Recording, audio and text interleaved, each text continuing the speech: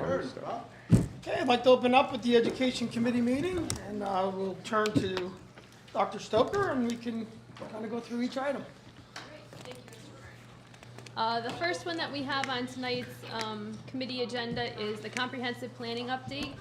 So we have established a steering committee for the comprehensive plan. It's a pretty robust committee. We have, at this point, nearly 50 people that are participating in that group. It includes Mr. Kern from our school board, representing our school board, many of the administrators that are sitting here at the table, teachers, specialists. We have people from the community. We have a lot of our partners that are involved in our schools through different organizations. We're still kind of recruiting parents, and we're looking hopefully to have some secondary students as well. So the committee is off and running. Our first meeting was on January 24th. At that meeting, we looked at our current comprehensive plan that ran from July 1st of 2019 through, it runs through the end of this year, so through June 30th of 2022. We had two main goals in that plan. One was related to curriculum. So it was to document, update, revise our curriculum that we currently have, and to be able to publish that so that all of our stakeholders could see what our curriculum is. The second goal that was in there is our MTSS systems. So in each of our buildings, we're in different places with regard to tier 1, 2, and 3. And the plan there was over the past 3 years to augment our MTSS systems, including school-wide positive behavior support, academics, and also SEL programs. So wherever our starting point was in each building, to continue to make each of those tiers stronger and develop those better. So we talked about the progress towards that at that meeting. We had a meeting again on February 7th, and we have another one on February 22nd. The purpose of the February meetings is to now start to look at data that we've had for the past 3 years. So we started to look at statewide testing data for the February 7th meeting. We looked at Keystones, PSSAs, WIDA scores, PASA. We've really started to look at all of our state testing. We acknowledge that during a pandemic, things looked a little bit different. We didn't have a whole lot of testing data. There were years where the state said you're not going to need to test students, or we're still waiting on delayed results to come back. So we looked through the data that we could at the state level. On the 22nd, we will be looking at local data. That will include the benchmarks and assessment that we have in each of the buildings, as well as some other data like attendance data, behavior data, and also we started a new screener called the PASS, and that's an SEL screener that we're using K to 12. So we've gotten some really good data. We're going to start to dive into that and see if there are barriers to education that we can remove for students. So we'll be looking at that over this past meeting on the 7th and then the 22nd. Along with that, we are also working with our consultants from I4TL, the Institute for Teaching and Leading. Dr. Harrington is working with a core group of our administrative team to create and has created a survey for us to send out to stakeholder groups. In the meetings that we're having, we're trying not to make those meetings where we're just sitting down and writing parts of the plan, but larger discussions. Where do we want Northern Lehigh to go in the next 3 years? What do we see as the purpose for students, for teachers, for community members? We want to see everybody's perspective and where they'd like to see the district go. With that, we're looking at our mission, our vision, our shared beliefs, and goals. And we're going to use that survey for the purpose of getting that information. So trying to elicit some feedback from all of our stakeholders about what they want to see for Northern Lehigh over the next 3 years. That survey, we hope, we'll be updating the board with regard to that in our weekly update on this Friday. We hope to send that survey out on Monday, and that should be out for about 2 weeks. We're looking to get that back around the 25th. And then at our March meetings of the comprehensive plan, we'll be sharing out that data and helping to shape the plan from that data that we get back from that survey. So we're very grateful to our partners at I4TL for helping with that survey. Just generally, to give everybody an idea of the comprehensive plan, for those of you who are not sitting on that steering committee, it's due August of 2022. We have to have it posted for 28 days publicly. So that takes us either back into July or June. So we'd be looking to bring that before the board for approval in either June or July, depending on when we finish and when that board meeting will be in August. There are sub-plans that are due this time. Mrs. Dada is heading up the special education plan. Hers is due a little bit earlier. We have curriculum and instruction pieces that we have to go through, the gifted plan, induction, professional development, and also student services. So we have a big chunk that has to be done for this comprehensive plan in the next couple months. So that's the update on the comprehensive plan. I don't know if anyone has any questions on that. Anyone? Okay, and we just really appreciate everybody's participation on that committee. If there's anyone else, I know we're streaming live, if there's anyone in the public who would like to be a part of that comprehensive planning group, please reach out to me, and we're happy to continue to grow our committee. The next two items that we have up are the 22-23 middle school curriculum guide and the 22-23 high school program of study. So I'm going to turn things over at this point to Mr. Hauser, who's going to take us through quick updates. There's not a whole lot, but we're going to go ahead and go through the middle school plan. No, the middle school curriculum guide updates are largely clerical, changing years, revising personnel, and then we added some course numbering in there for power school processing, things like that. It's staying very much the same next year as it is this year, mostly due to the fact we added 2 new courses this year. So we're not looking to kind of revamp everything for a second year in a row. But those 2 courses are highly successful, and you'll see the numbers in there highlighted as well. But that's it, very nominal changes. Anyone have questions on that? I did hear good things on the financial aspect. I think, Mr. Weber, you're doing that one, right? Mm-hmm. I did hear really good things about the new course that's in there and some input back to general everyday life outside of school. So, well done. Thank you. Is that the financial literacy part? Is that what you're referring to? Correct. The new course that was just put in that we did. Sorry. Yeah, I should have looked. I did get feedback this week from Mrs. Bariana specifically that a new phenomenon that's kind of occurring in her classes is as she's going through Math 7 curriculum, she's hearing kids go, I learned that in Mr. Weber's class. I think I can handle this. I learned that in FCS class with Mrs. Jones. I can handle this. So there's kind of a renewed confidence and definitely some cross-curricular stuff working on. So kudos to all those teachers involved. Well done. Thank you. And Mr. Weber is doing a great job with that class. We've all had the experience of going in for Shark Tank, so we've gotten to see some of the things that the students are doing, and then Mr. Hauser and Mr. Stroll are implementing some of those things in the middle school. So really good to see that real-world application. Next up, we have the high school program of study. Mr. Velocity, I'm going to turn that over to you. Good evening, everyone. Nice to see everyone. We have a few more changes than the middle school. I'm going to take you through the pages. So I'm going to be following on my computer the changes. Dr. Stoker, are you going to go through the pages that I identified then? Sure, I'll scroll. Okay. First change is on page 7. It's just a clarification of Act 158, the attached toolkit that's on the PDE website, and just wanted to make sure that students understand that that they have a non-numeric proficient, that if they need a score, that they would have to retake those keystones if they didn't get a proficient, or if they had a proficient and they wanted a score, they have to retake that. We just wanted to point that out, that's all. A little bit lower early graduation requirements.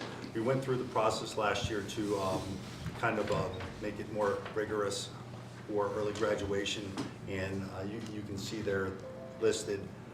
Need a completed application, which is nothing new, but we added also to make sure to show proof of enrollment to a post-secondary institution, show proof of full-time employment, minimum 2.0 GPA, and have all Zella requirements to be completed. That's very important for our graduation pathway. That's a requirement. So we have all those pieces of evidence through Zella. Mr. Glassing, how many students usually take advantage of that? In the past, I think the highest we had was 20, but the only two requirements we had up until this year was the completed application and proof of enrollment to post-secondary institution. Full-time employment was very difficult. We usually didn't see that, but usually what we got was enrollment to Lcic. That I still think that that's going to continue. Just real quick, is it possible to add a military clause on there? If That was talked about last year, but in order to enlist in the military, you have to have proof of a high school diploma or an equivalency. That would not happen before graduation. okay, Okay, we did consider it. Quick story, had a student that was going through this and looked to do this in Pocono Mountain, but because he didn't have a high school diploma, he couldn't enlist. Talked to the master sergeant, and he actually educated me that a student, if he doesn't have a high school diploma, would have to take 15 credits at a community college or a trade school. So that's why we didn't have it in there. okay. No, I asked because I actually, back in 2003, I graduated early Yeah. to join the Marine Corps, and I needed little to nothing. I mean, obviously that was many moons ago, but thank you. So you don't need all of those. There's a common, so you can have, Completed application and proof of enrollment, or completed application, proof of full-time employment. Oh, okay. okay, Um, is My that question. something that can be But- broken up in here? But you need to have that 2.0 for all of it, and you need to have the Zello requirements. So the optional ones are the enrollment or full-time employment. Okay. It could be either or. Can we note that? Because that makes it look like I need they need both. to have everything there to have Okay. early graduation requirements, so Yeah, like maybe really you need like 1, 4, and 5. And Right. Then, or 2 And or or. 3. Sure. Yeah. just a thought to maybe have clarification for that. I'm sure there's other You know what I work could, instructions out there somewhere. So maybe we could put required or optional after those. well, I could actually put there is a need to show proof of employment to post-secondary institution and or Right. proof There of you full. go. Sure. Yeah. That's Would it. that be? That's it, yeah. Combine those two dots maybe. Absolutely, no problem. Thank you. Yeah, makes sense. Next pages are pages 13 and 14. And these are just the, there's some additions here for the 9th grade course selection maps. We added academic algebra 1 and in science for ecology and biology. Ecology, honors ecology and academic and applied ecology cell process. The reason why this is highlighted here, this is going to be a necessary move when we move to the new schedule, not next year, the following year. Because we have students coming into, the 9th graders coming in, they're going to have a year of ecology and a year of biology once we get into the new schedule, because it'll be full year. So we have to prepare for this so that we're not overloaded in our classes in 2 years, okay? Our integrated science is going to end up being now an option for our juniors. So junior year, students will have an option of selecting integrated science, chemistry, or physics. That's just a little bit more background on why we're making that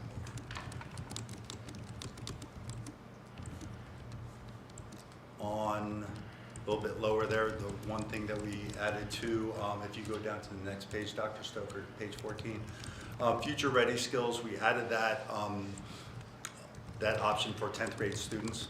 We were having some really large class sizes with just juniors and seniors for this class.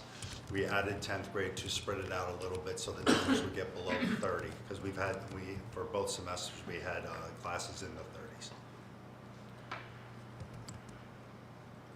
Next page is page 28, and that again was just for future ready skills, adding the 10th grade there. It's highlighted. Sorry, I'm Sorry, going I'm too trying to get fast. My page down is Go ahead. This is just a repeat of what I just said. You might notice that in the course selection maps, I might be repeating myself, but there's a little bit more detail here. It was a change. I wanted to make sure that you're aware of it. Next page is page 34.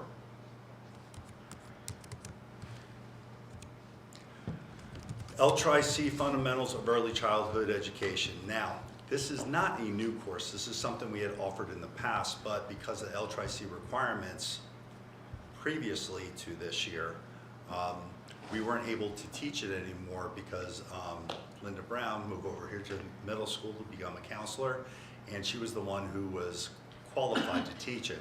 After working with Lcic, the qualifications were adjusted, and now Jessica Frew, our family consumer science teacher, is now qualified to teach this course. So we're very excited to offer this, and you'll see that we're able to, we have another Lcic course that we're adding also. Page 35, that's just the description of the course. Really excited about that, and I think it's definitely gonna be filled. We're not gonna have a problem filling that. We've had a lot of requests for that. The next page is page 38 and 39, and that just highlights the academic algebra 1. That again was made so our students, our 9th grade students, will be able to take academic algebra 1A and test after they take that. Our trigger course has been not academic, algebra 1B, it could be academic, applied, or honors. That was our trigger course.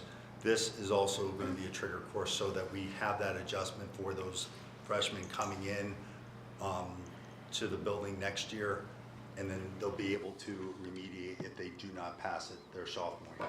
We wanted to make sure that we have that buffer. We're really making some adjustments in preparation for the new schedule in 2 years. So those students in academic algebra 1 or academic algebra 1B can take the keystones? Yes. Okay. Yes.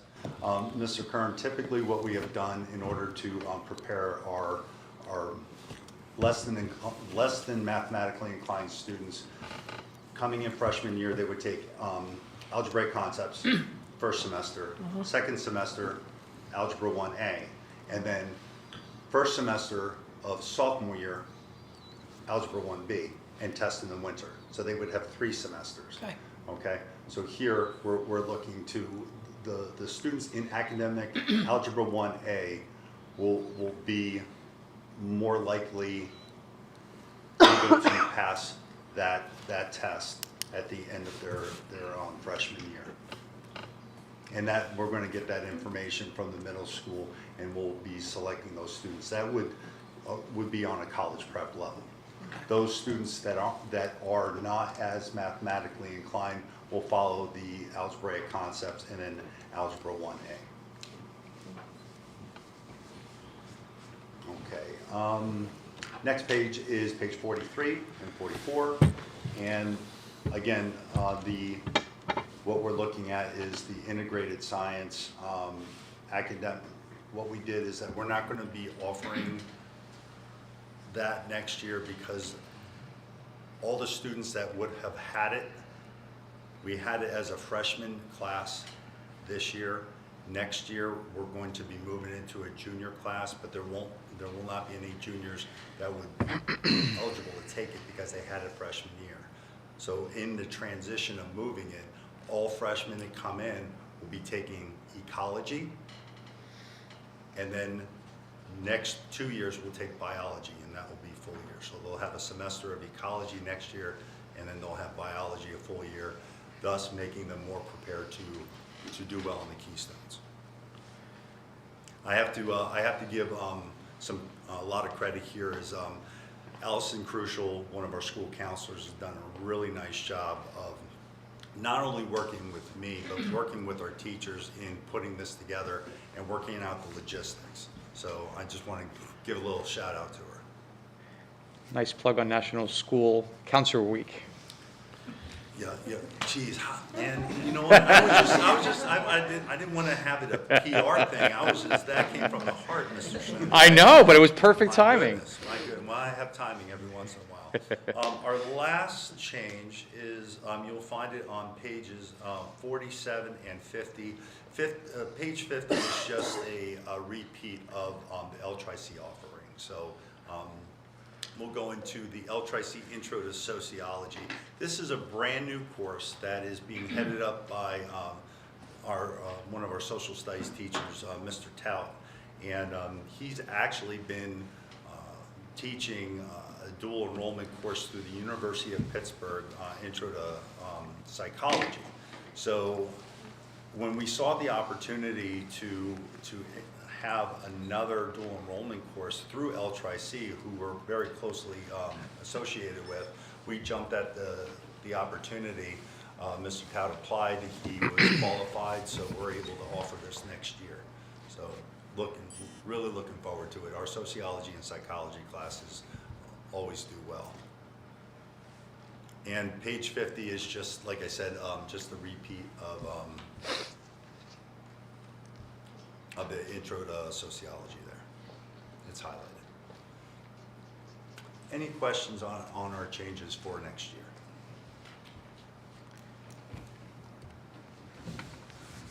Okay, thank you. The two other documents that are listed on the agenda are just supportive documents for the program of study. So that's the changes sheet, that's just a highlights for that particular guide.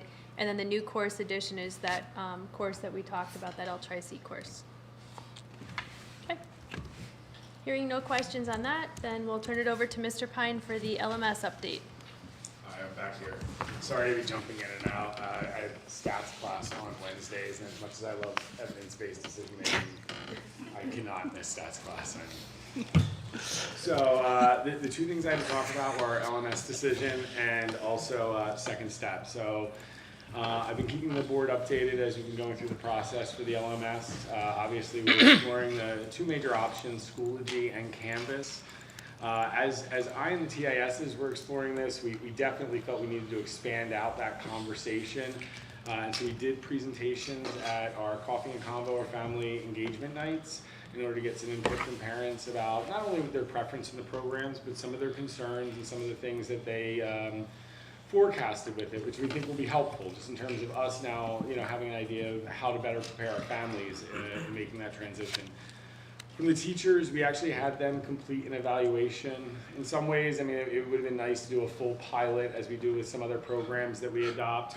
By the time we got to inviting the teachers into an evaluation process, though, it became pretty clear that some element of the selection of the LMS was, and I'm going to sound corny because it's like the 7th time I've said this in a month, but it's like when you go home and you select your favorite sweatshirt. Some element of this was just about the feel. They're great programs. They have great features. What were we going to really fit into nicely? And ultimately, the decision was very strongly toward Canvas. So as we move forward now, we're looking to next month perhaps bring to the board, to this committee, a full presentation so you can see what that looks like and hear some of the reasons that we selected that, and then hopefully bring that forward for a vote. The LMS is going to bring us a lot of, and again, I presented some of this in the updates weekly, but a lot of great features that, one, may come with a cost savings because there's a consolidation of some of the features that we have in other applications into this, but it's definitely going to come with a streamlining of a lot of our educational technology tools and our parent access and student access and teacher access to those. So we're very excited about that. To give you in percentages and numbers, 76.9% of our teachers who were involved, which was our department leaders, preferred Canvas. So, and there were various reasons for that, but a lot of it did end up coming down to them just seeing it as a much easier transition as they move forward. And, it looks a lot like Google at times, but is much more robust in its features and what can be done with it. So hopefully we'll be able to bring you a lot more information next month and answer any other additional questions, but I thought this was a good time, since I've been providing with that information, to see if there's any sort of preliminary thoughts or questions. What does the school that you do stat class through use? So we're using Moodle. Yeah, so it's been around for a while. It's an LMS that's been around for a while. I can't complain about it. I can say it's not Canvas from what I've seen, not at all. Because like I used Canvas in my grad school. Yeah. Yeah, so. yeah. At Lehigh, they use Moodle. It is what it is. Okay. They also use Duo, which is Yeah. authentication. We're about to go to our own, but Duo's Many of the tough. higher education institutions are either currently using Canvas or shifting to Canvas. Yeah. Everybody was on My Blackboard. program uses something called 2U. No bueno. No bueno. So, yeah. I mean, anything else on the LMS decision? I'm really excited about this. It's been a long process, but I'm really glad that we took the time to move through the process as arduously as we did. Because, like I said, sometimes this process could take years with a pilot and things, but I feel very comfortable that we're making a good decision for us and that our teachers are behind it. That's going to matter. The next thing is second step. So this actually was kind of a late addition, and just with some of the things that have been going on with the PCCD grant and some things that have been accepted and haven't been accepted, and I know you're all aware of that. Something I started exploring about a month ago, just in case, was an SEL program called Second Step. It's an evidence-based program. It's got about 20 years of evidence and history behind it.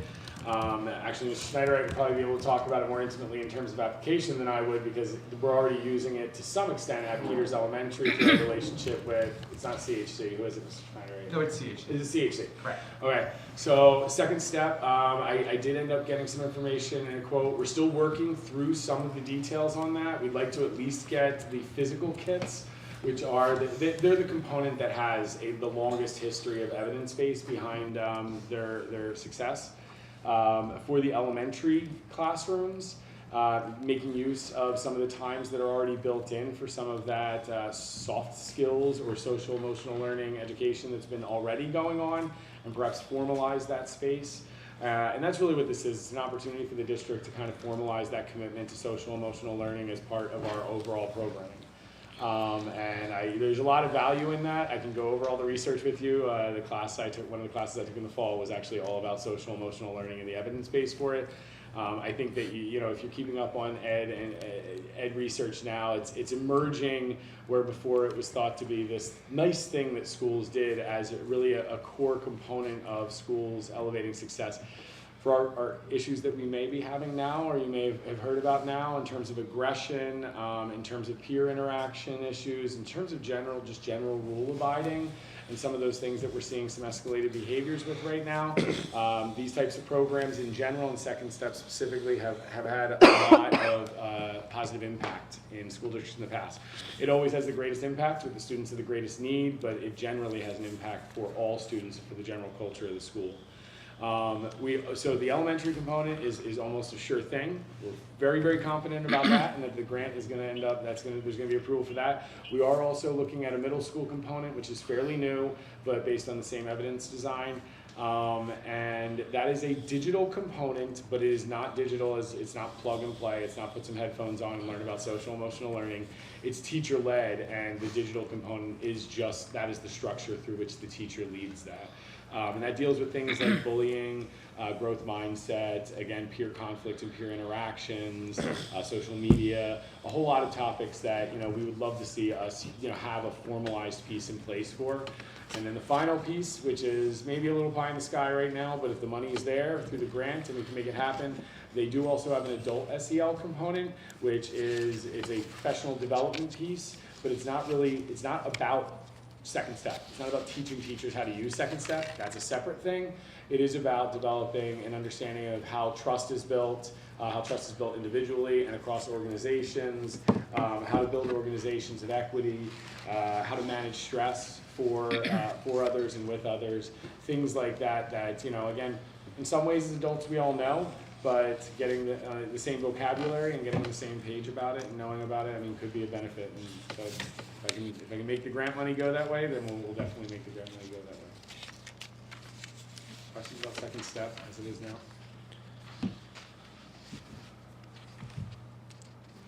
Thanks for the overview. Okay. Mr. Pine, is there a site we could go to kind of explore Canvas a little bit? So right now, one of the issues that we even have is that because we had this period where we had Canvas and we didn't, and there's some overlap there, is we haven't been able to access our site as it was created. I can reach out to the reps though. I mean, we have, if we still have access, I can just send you what we have. We have dummy accounts that we worked with and that we had the teachers play with in a sandbox. And honestly, if anyone's interested, I mean, I'm sure I could get the TISs to do the same thing with you, kind of go over that same presentation that they went over with the teachers, and then give you an opportunity to play with it. I know Schoology has a stronger history, and you know, Canvas has a bigger, stronger history at the post-secondary level, which made me very, very leery. To be honest, I mean, if you had asked me 6 months ago where this was going to go, we're going to get Schoology, but let's explore both options. By the end of it, I mean, I was very convinced that Canvas is becoming a real presence on the market. And I'll just put it that way. I mean, again, all of these are corporate entities who are looking to compete, and Canvas is not happy cornering out just post-secondary ed, and they don't seem happy that they're already starting to corner out secondary ed. It seems like they want it all. So There's YouTube videos actually on it too, Mr. Kern. Okay. So if you go to YouTube and just type in like the Canvas program, it's not quite the same as actually being able to touch it and Yeah, feel it touch use and it, feel. but at least gives you an idea of. I'm more interested in the parent aspect as far as Yeah. how user-friendly it's going to be, because what we're currently doing in digital learning is a nightmare. So we definitely need to consolidate something that it's a one-shop place for parents to go to, and also using it as a communication tool from parents to teachers and teachers to parents. I know I'm very familiar with Schoology, so I'm very interested to see how that unfolds in our digital learning platform. That's all I'm concerned about. So, Mr. Fine, I'm sorry, I lost some of what you were saying. You had offered to have TISs demonstrated, but what you said something about access to sample sites, or yeah, so I missed that let me part. just double check if we still have the access to the sandbox sites that they've given us. I could probably get those out, I could probably just send the links out and the usernames and passwords. But if you wanted to actually like to kind of walk through it and have someone walk through, I mean, they've already done it a bunch of times, so I'm sure they'd be happy to sit down and walk through with anyone who kind of wants to see more. And that's a bit of what we'll do next month too, is I mean, we'll definitely prepare a full presentation. I'll kind of walk through that experience with you. And just real quick, cost-wise, I mean, So- I know what Schoology costs, I'm not sure what Canvas does. Yeah, so because of consortium funding, it's basically the same. Okay. There was a period where we thought there might be an additional cost to transfer, because Schoology is owned by PowerSchool. Right. Same company. And we thought there would be a cost to transfer over data, but because of the consortium and because it's through the IU, right now our information is that that's not the case. It's basically the same price. Okay. So, yeah. All right, thanks. Will the goal then be to, like Mr. Kern had mentioned too, and have all schools using the same platform? So we're not gonna use like Class Dojo for one and Correct. That's Google what I'm Chrome looking for for. another, and Zoom, and it's all gonna be, we're gonna kind of get rid of those as So- outside So sources. that's the conversations that we're beginning now is, so I mean, and Peters is perhaps the one exception where it may be more complex than what is needed. And it may be better just to have that one transition in our system. But ultimately, we're looking to start at the high school as quickly as possible and then begin moving down the grade levels. And I think it's gonna go, I'm gonna plan out a rollout. I think it's ultimately gonna go faster than that rollout, because I think we're gonna have people wanting to use it, wanting to move into the platform. But yeah, so ultimately the goal would be as much as possible where it has an answer for something, we start moving those things into there. And then hopefully for things like communication, grade and assignment access, all of that, it is really one-stop shop. And not only one-stop shop, in terms of all those functions, but also one-stop shop for all your children, right? So that's the goal. Thank you. I don't know if mine would look like yours, but I can also show you what my Canvas looks like. Okay. So, and you can mess with it. I'll show Yeah, you. I'm not familiar with the product at all, so Yeah. starting somewhere would be good. Yeah. Mr. Pine, my just one concern is if you're rolling it out and a parent has two kids, like one in the high school, one in elementary? How is that gonna work from a communication standpoint? So there's still a lot to work out there in terms of what that rollout really is gonna look like and what that timeline is gonna look like. Like I said, I think the high school is gonna be the easiest push because they've already had Canvas, so a lot of the teachers are very familiar with it. So I mean, there may be a period of about a year where we're continuing to train up some other staff and we're starting to see that shift coming down. The one thing I will say is, as opposed to the last time where we saw a lot of shifts in technology management and technology information, technology application systems, we won't be in the middle of a crisis, hopefully, right? You know, we won't be in the middle of a pandemic where it's a million other things. We'll be able to actually plan and sort of really schedule and ease out that transition. Because it's a lot of things. It's transitioning our families. It's going to be transitioning our teachers in terms of programs and things like that. You know, and we want to handle it well. We want to handle it in a way that makes sure that it runs smoothly. Do we have any other school districts in the Lehigh Valley or our surrounding area that are using Canvas? So Northwestern Lehigh is the one that we definitely identified. They very positive experiences, very positive. I'll say this. So in our exploration, no matter what learning management system it is, some people love it, some people hate it. Right, for sure. And you know, I mean, the parent experience with Canvas, the one thing I will say, and one of the things that I think convinced me a little bit was that the application on phones for Schoology it's pretty rough. It has pretty bad reviews. It's pretty rough. A lot of our families do seem to use those types of mobile devices. Canvas has a very, very smooth, streamlined phone application. That is, from the parent perspective, that was one of the things that we considered that really seems to make it strong. I would add, my kids attend Lehigh. They use Canvas, so Mr. Kerr and I do have experience with Canvas as a parent. I will say, once you're used to it, you stay used to it. It's like riding a bike. It's going to take you a little bit of wobbles, but overall it's pretty good. My only grievances with it have been, and coming from working up there, I know how professional development went with it. Sometimes how good the Canvas pages are depends on the teacher and what they're actually doing with it. So I think if we have all our ducks in a row as far as professional development, which I know we will, it should be pretty smooth. But I like it as a parent. It's best one I've encountered, and we had stuff similar going on where you had 4 different platforms at one point, and they kind of all got behind this. So it's been pretty good in my household. Thank you. You're welcome. Any other questions on those presentations or any educational topics? I would turn it over then to Mr. Kern to close the meeting. Okay, just a couple of comments. You know, I am part of the comprehensive planning update. I would encourage some school board members maybe jump on. There's a lot to do. There's a lot to see.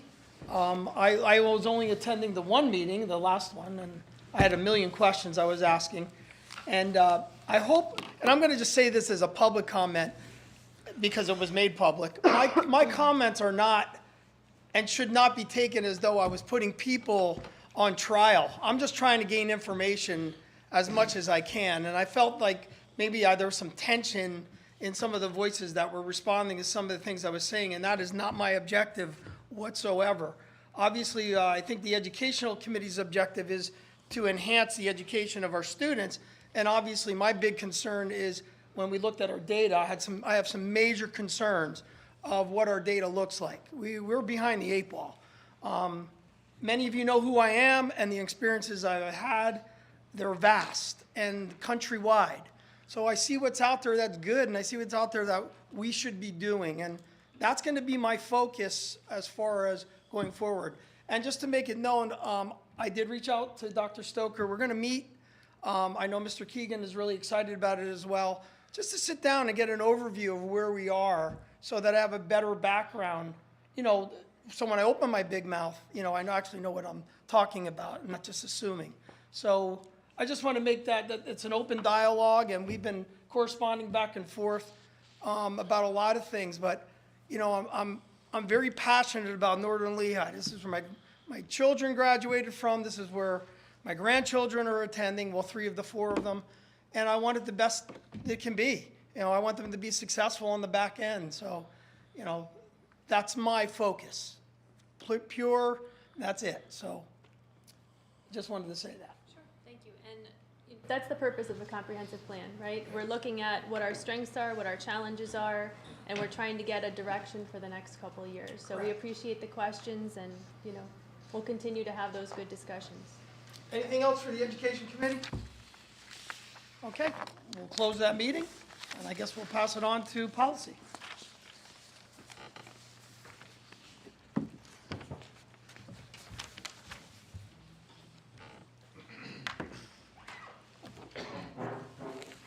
You ready, Dr. Stoker? Ready. Good evening, everyone. Just going through, there are a couple policy updates.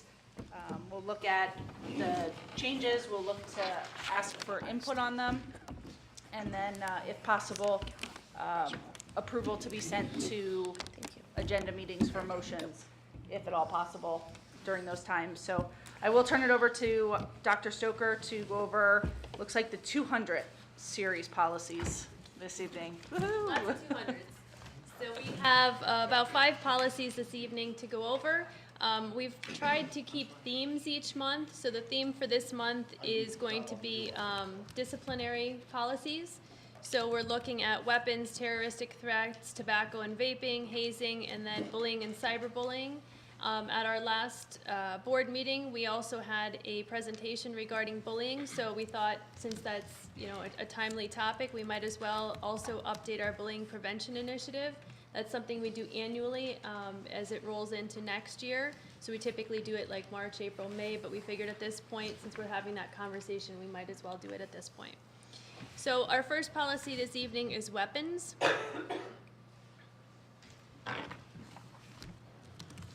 And many of these policies were updated for the same reasons, so you're going to hear me saying the same thing over and over for some of them. But our weapons policy 218.1, this policy is a mandated policy. It was last updated at Northern Lehigh in 2019, and it was recommended for update again from PSBA, and again, that's the organization that we use to help us update policies in accordance with PA school code updates or any case law that happens that impacts you know, what's going on in the world. This policy is being revised to include a statement directing staff to report the student to the threat assessment team in cases where the behavior of a student in possession of a weapon indicates a threat to safety of students, other students, school employees, school facilities, the community, or others. So a lot of these policies are being updated with regard to the threat assessment team. That's a new mandate across the state, and you're going to see that throughout all of these policies. So in the first one, just a small update on page 1. They now call it, instead of the school environment, the school setting. On page 2, you'll see possession. They added not just students' lockers as a place where students keep their supplies and their personal items, but also lockers or other areas, so any assigned storage areas. That's updated in green. Under authority, it talks about providing transportation, and originally it said to school or to a school-sponsored event. It also now adds to or from school. This is the big major change across all these policies. This is the threat assessment reference. So it says, when the behavior of a student in possession of a weapon indicates a threat to the safety of the student, other students, school employees, school facilities, the community, or others, district staff shall report the student to the threat assessment team in accordance with the applicable law and board policy. So that's the major change that we're going to see throughout these policies. Scrolling down to the next page, this gives discretion to the superintendent. So an exception to this policy may be made by the superintendent, who shall prescribe special conditions or administrative regulations to be followed. So as it relates to our threat assessment team or just weapons in general, Mr. Link has the discretion to create a administrative regulation or an AR that can be attached to the policy about how we're actually going to handle this, handle weapons within our district. So those are the highlights for this policy's update. Any questions on that? Dr. Stoker, can you just go back up to the main change? The Sure. larger? Is there a time frame in which somebody should be reporting that? Is that documented somewhere? Is that, so if I hear it today and I don't report it till next Tuesday, Is that still in compliance with the policy, or, I don't know if there's some time frame around it and how quick that goes to the, Sure, I don't know that it's officially spelled out, but it is something that it's immediate. You know, as soon as a faculty member, an administrator, somebody comes in contact with a student that has a weapon, we want them to report that immediately. So, you know, this is something that has to be communicated out. So as we communicate this stuff out annually, that's, you know, something that we can include there of the timeline for that. and I didn't know if there maybe was something in the threat assessment teams. Yeah, we also have a threat assessment team, and we train them. I don't know if Shelley, if you want to speak to that. Right, so each building has a threat assessment team that's been trained. It goes to them. I mean, we can obviously, hopefully, everybody will report it. Part of it is letting them know that there is a threat assessment team, and this is who you report to. Then that team gets together, and we actually have Navigate 360 that we go on. There's questions to ask, that everything's standard. Does the student have access? You know, if it was a weapon, those types of things. We then also, I know Mr. Stroll's been, you know, it's the age range, right? So most of the threat assessments have been done there. Luckily, they were no weapons, you know what I mean? Sure. But there have been threats. I've had, you know, some students that are, you know, special education that have made a threat. But that's the whole point to this. It all goes to this threat assessment team, and then we meet and decide if is it a credible threat or is it not a credible threat, and what are we going to do about that?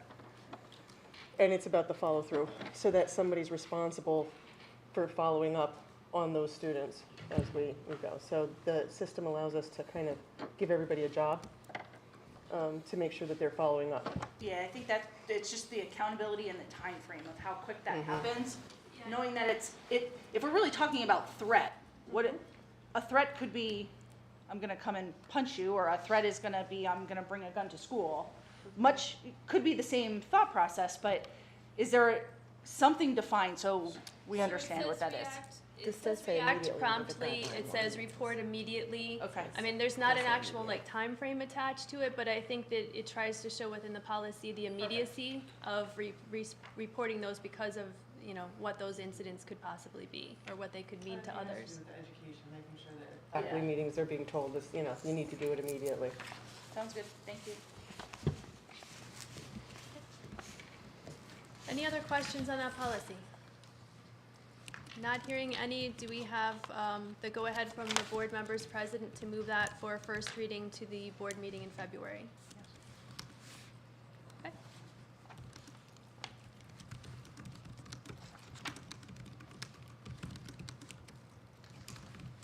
Have to keep up with your typing. I'm sorry, I'm trying. That's okay. I have to go below there to get the policy. All right, our next one is draft of terroristic threats and acts. All right, so the next one is 218.2. This policy is being recommended for legal liability purposes. It was last updated at Northern Lehigh in 2013 and was recommended for update again by PSBA.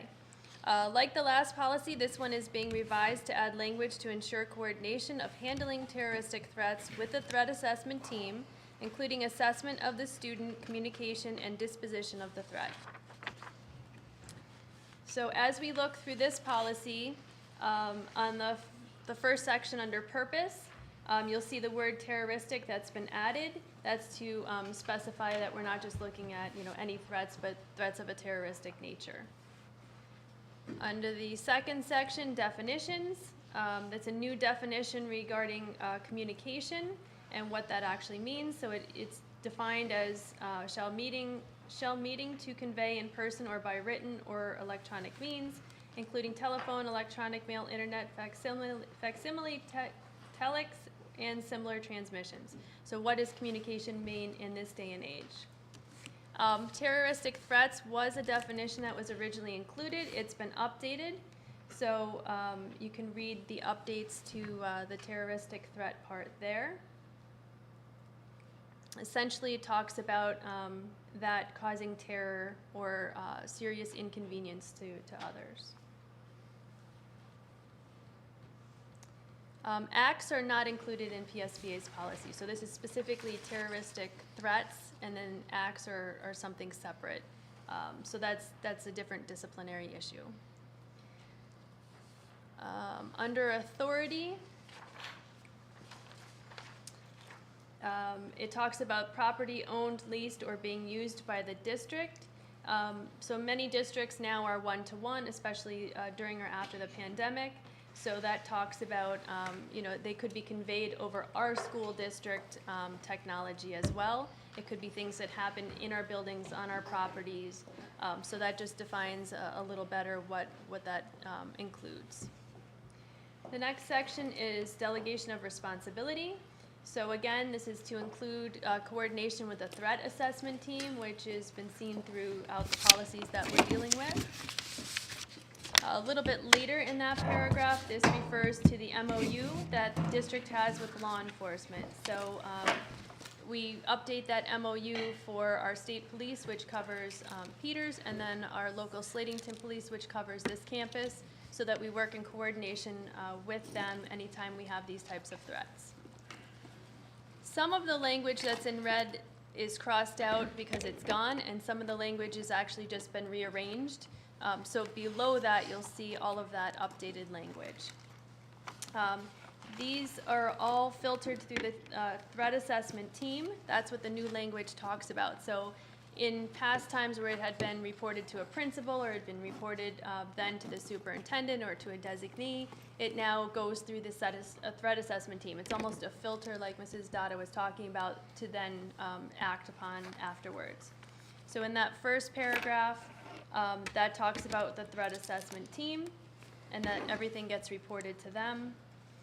The second one is the responsibility. Who's responsible for making those reports? So that is an explanation that staff are responsible and need to make those reports to the threat assessment team. The next one is to inform. So once the threat assessment team has that information, their next act then is to inform the superintendent or designee, school safety and security coordinator, building principals, anyone that would be needing to know about that. The next one talks about where. So the superintendent or designee may report incidents involving terroristic threats on school property, at school-sponsored events, transportation, to or from school, school-sponsored activities. So that just covers all of the areas that fall under our jurisdiction, essentially. The next one talks about law enforcement. Again, the memorandum of understanding that we have with local law enforcement. So in accordance with our board policies and our MOU, we would report this out to police. The next section talks about notification to parents or guardians. So if we have a threat, it goes through the threat assessment team. Parents and guardians need to be notified that, that this happened. And if it's going to be referred out to law enforcement, we notify parents that that's going to happen. The next one is an annual report. So by July 31st every year, Mr. Hill puts the Safe Schools report into our system and uploads that. And a lot of the administrators that are here at the table have pieces of that we give information to him to do that. So in the annual report that gets reported to the state, that we need to report all of the incidents of terroristic threats.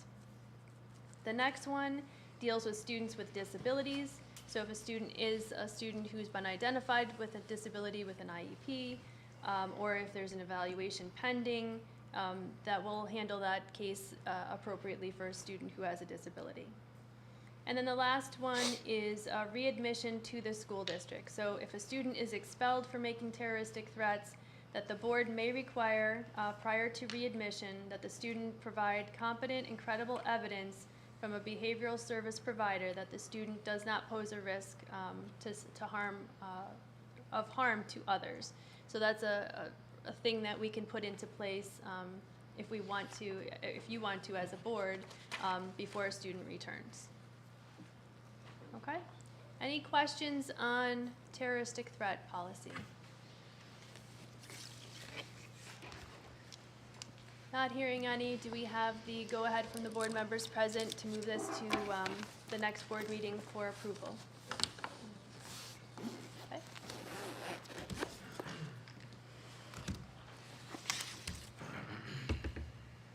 Our next one is tobacco and vaping. And if I can speak candidly, I think this is probably the one that our building principals probably deal with the most, and is something that they really want to make sure is pretty tight because of how much they're dealing with vaping. So the next one is 222, tobacco and vaping products. It was formerly just called tobacco use, but we know that that's evolved. We have Juuls, we have different vaping devices, electronic cigarettes, things of that nature. So this policy's really been updated to include all of those new forms of smoking or tobacco. The policy is mandated by law. It was last updated in Northern Lehigh in 2016. It's been recommended for update again from PSBA. Act 93 of 2019 and Act 111 of 2019 made modifications to the Pennsylvania Crimes Code regarding use and sale of tobacco and vaping products on school property. Both acts contain similar language resulting in modifications to certain parts of the law and school code. So that's the impetus for change here. So again, we're updating this policy with PSBA's recommendations. So you'll see at top, we changed the name of that policy. It used to be tobacco use. It's now tobacco and vaping products. If we go down into purpose, that first paragraph has been updated to include electronic cigarettes and vapes.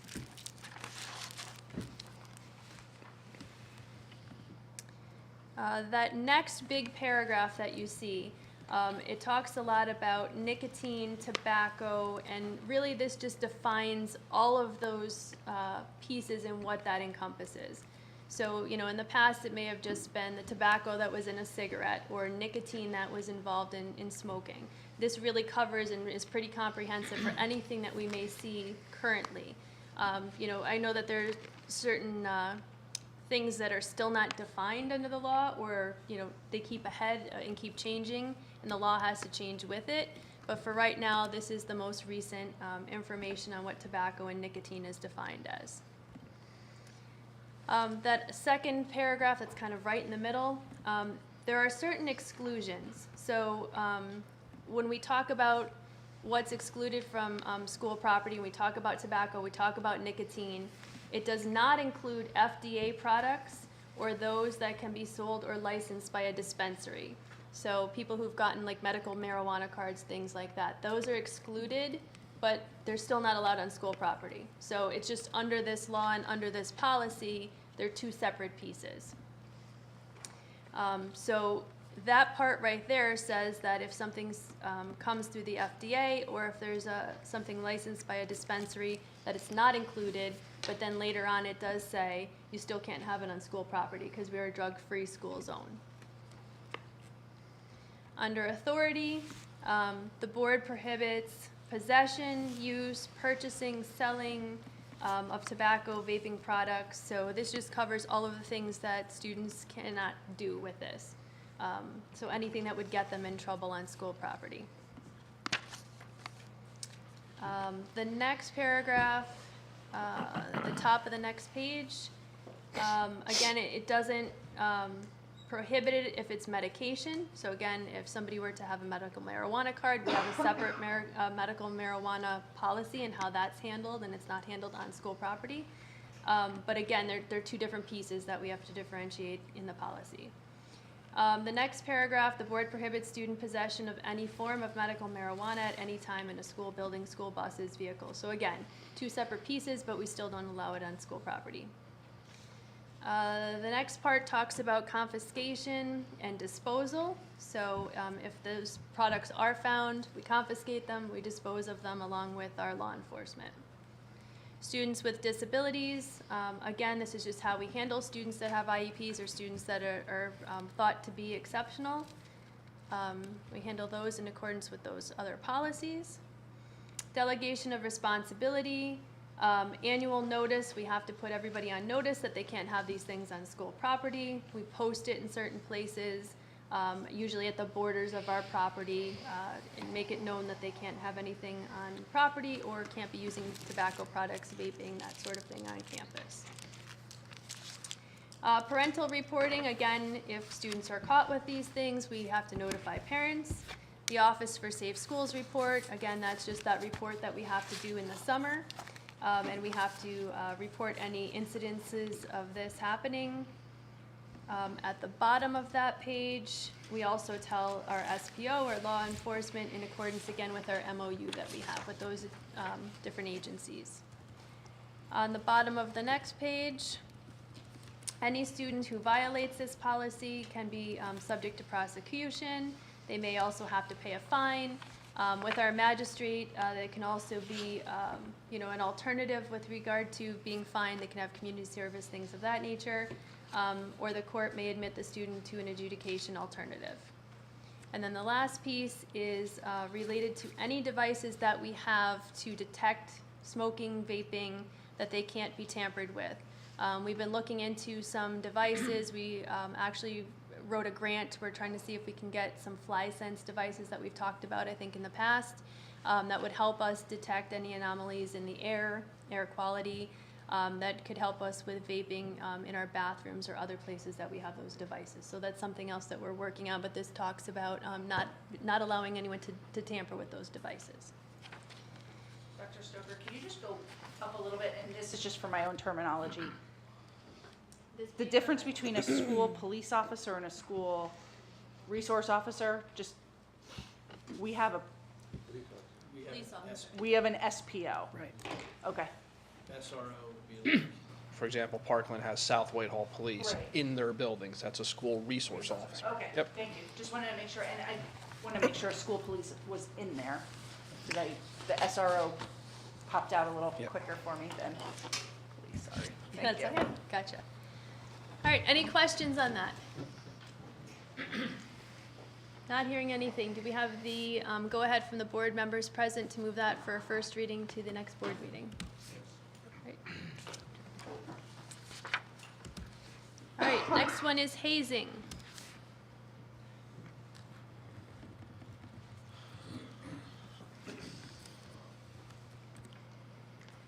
Okay, policy 247 is hazing. This is a mandated policy. It was last updated at Northern Lehigh in 2020 and was recommended again for update by PSBA. The hazing policy was revised to include a statement directing staff to report the student to the threat assessment team in cases where the behavior of a student indicates a threat to the safety of the student, other students, school employees, school facilities, and the community or others. Again, more of the threat assessment language that you'll see through here. This is a real quick update. It's really just that paragraph that we've been seeing in all of the other policies. So you'll see that on this page. I believe that's the entire update for that one. Before you submit it for policy, can you update the spelling of student in the Yeah, two sorry about sections? that. It looks like it's on there twice, too. Yep, I apologize for that.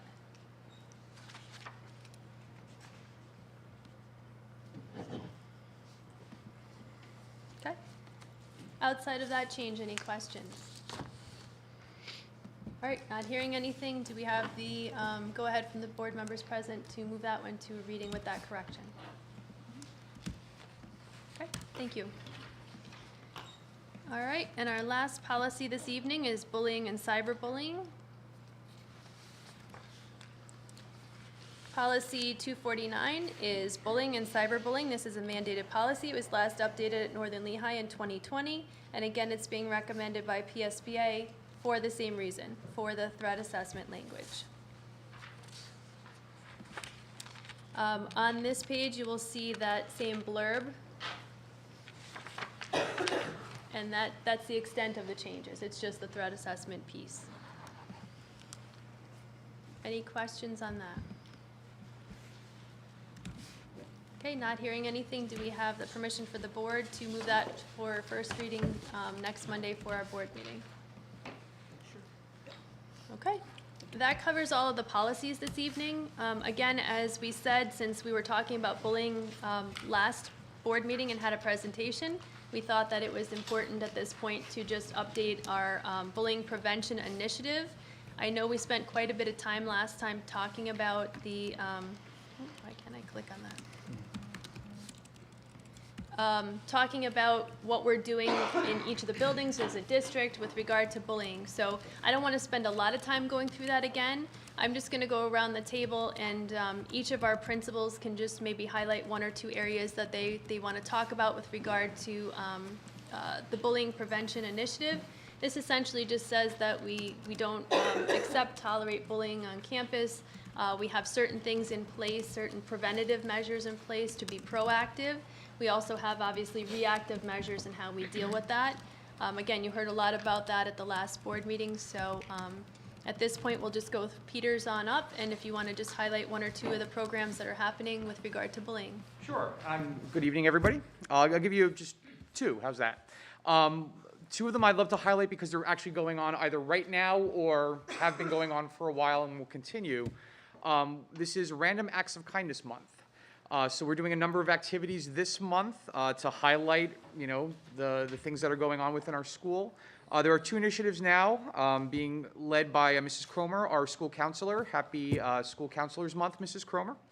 One of the things she's doing is basically focusing on the idea of giving.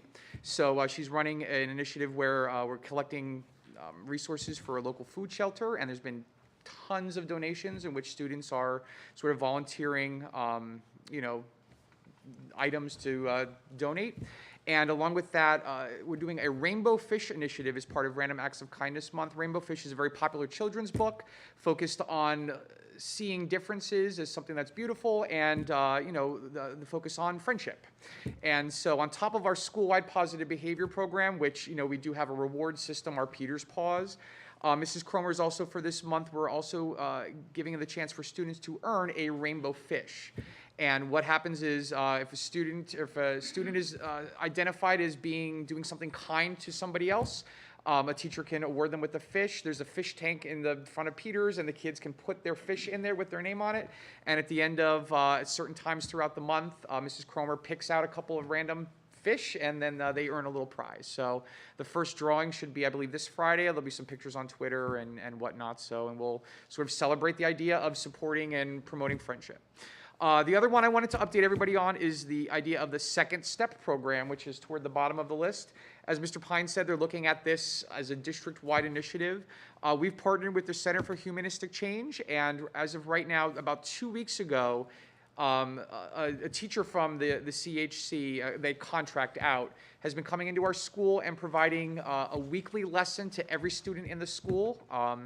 They do 30 minutes a week and focused on, and you've all heard this before at the board meeting and whatnot, but 4 big topics: growth mindset and goal setting, emotional management, empathy and kindness, and problem solving. So we have a schedule that will take us through the entire rest of the school year, with students receiving approximately, depending on sickness and whatnot, between 20 and 23 lessons, explicit instruction in those 4 big topics. And so far it's been a good success. So there's my update.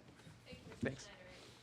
Okay, so over to me with the update from Ladington Elementary. A lot of the list was already on here, but I did make some changes and some updates. And I also want to have a shout out to our school counselor, Mrs. Mangle, for National School Counselors Week, because she is directly related with 90% of that list.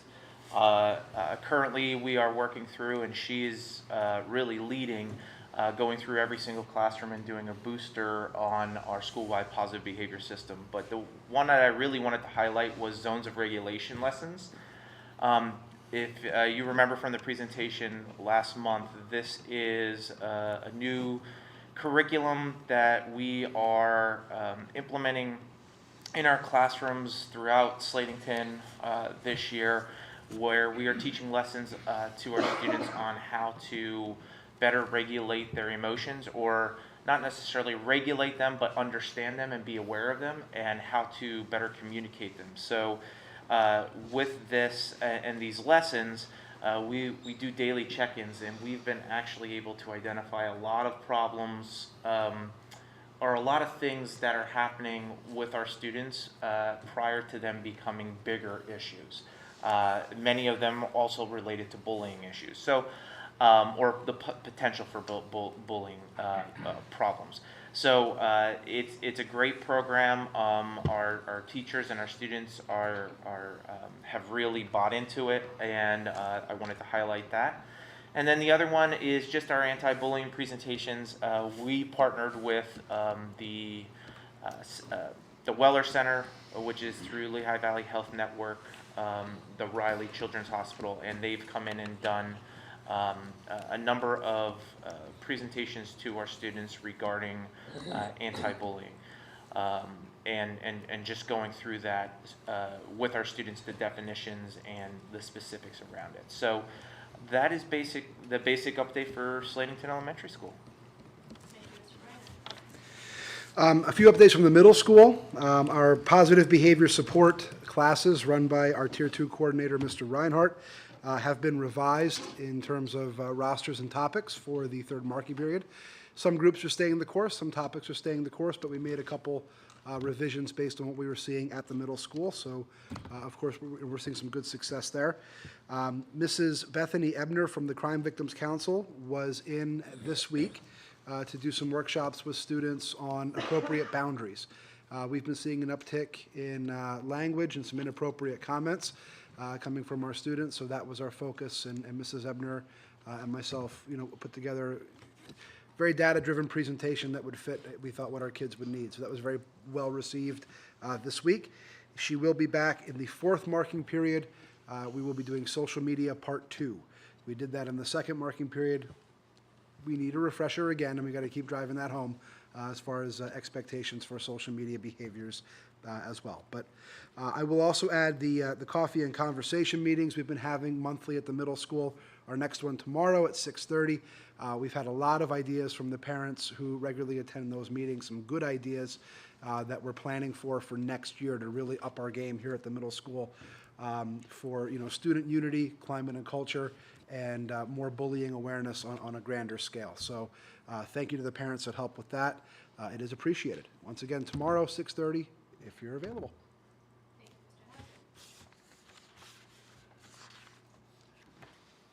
Last, we have the high school's programs. I want to highlight a couple of things. A lot of things that Mr. Hauser has in place, he's helped putting into place last year as assistant principal. I want to continue doing those things. We have group and individual counseling for not only victims but also the bullies through our school counselors, through Knowlton Diagnostic and Treatment Center, Center for Humanistic Change, also Mid-Atlantic Rehabilitative Services, and our wonderful social worker who is doing wonders working with our students who may be victims of bullying or actually bullies, and there are other adverse childhood experiences that these students are going through, and to uncover those and work through those things is truly remarkable. So everyone, especially our counselors and that social worker, Kristen, I just know her as Kristen. Yes, she's doing a great job. Also, we have our Avidum Club. It's started out, it's a suicide awareness club, but is also really focuses on acceptance of all students regardless of background. Their slogan is, "We've got your back," and my connection at Nazareth, Mary Pritchard, just reached out to me, so we're going to be sending in some paperwork, Dr. Stoker, for a Avidum field trip to Nazareth for one of their workshops. Next, our school-wide positive behavior intervention and support program highlights the essential skills of goal setting, teamwork, networking, agility, perseverance, and leadership.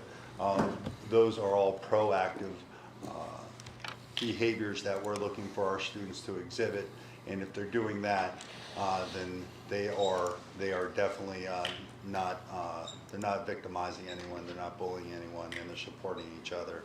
Last part of that is the mentorship program that we have started with Lehigh University.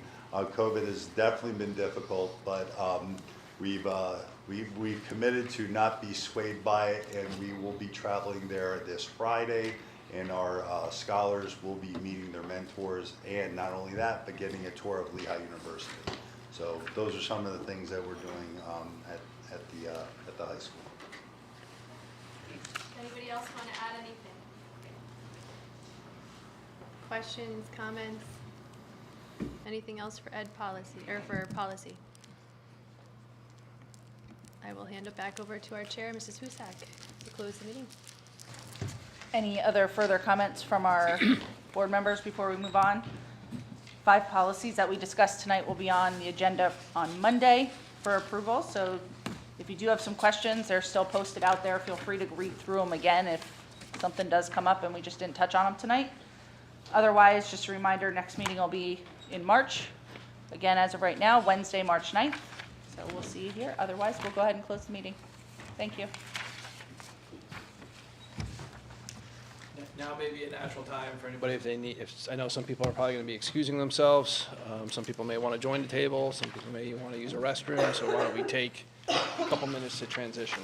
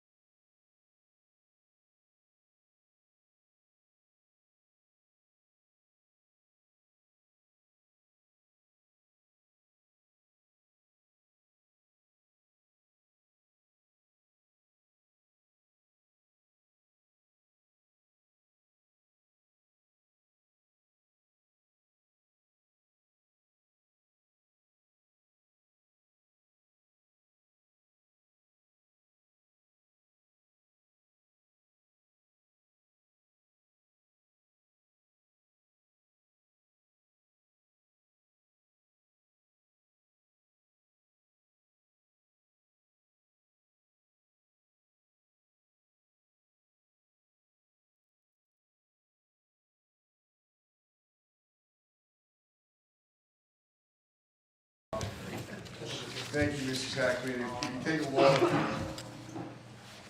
I'll field questions. I'm not going to take a whole lot of your time. Just kind of a winter sports review, spring sports review, stuff that's related to board reporting here. And thank you for allowing us to give options to our fans and our parents. Those options for any type of contest were live streaming, as well as the ability to show up and either pay by credit card, purchase a ticket online, or pay cash. So it gave everybody options as they go through. I'm just going to throw out some numbers here real quick. These are pretty exciting. If you're a numbers person, for all of our winter sports, we had 346 live views of our athletic contests this year. So just this season, just for winter season. So watching on live stream. We sold 50 credit card or online tickets, and we had 1,581 cash tickets sold. That's just kind of a summary of what we've done throughout the winter season. Coming up playoffs, our girls have qualified for the district playoffs. They're going to play on the 25th, which is the last Friday of the month. That site is to be determined. We don't know whether they're going to be the 6 seed or 5 seed, but they will be on the road somewhere playing another team in the 3A district. Wrestling districts will be the 25th, 26th. That'll start at Freedom High School, and then all finals will be at Liberty. We'll just kind of see how we go from there. We have maybe 1 or 2 that can get to the finals. We'll see what happens. So that's in regards to winter sports. Any questions? It's fun watching our teams. Glad to see we had a 1,000-point score. So Emma, congratulations. Yes, I'm an It email. was- I'm an email. Yes. I apologize, I don't watch the wrestling quite as much, but I did watch the basketball, and it was great to see our teams really playing out there and doing a nice job. So thanks to our coaching staff for that. Morale is high. I know our boys' win-loss record doesn't reflect that, but they came and they fought, and as the season went on, they didn't give up. They really didn't give up, and they gave some teams a lot of good fights. In regards to spring, we have signups currently going on. We're exactly 1 month away from spring sports starting, and there are some rumors of some robins floating around out there, which is exciting. Currently, we have 25 students, grades 9 through 12, signed up for baseball. For softball, we have 22 varsity girls signed up, so that's grades 9 through 12. We have 17 junior high athletes signed up for junior high softball. 9 through 12 track and field, currently 59 are signed up. And middle school, we have 42 signed up for middle school track and field. And for middle school soccer, we currently have 29 signed up for middle school soccer. So our numbers are looking pretty good here for the spring.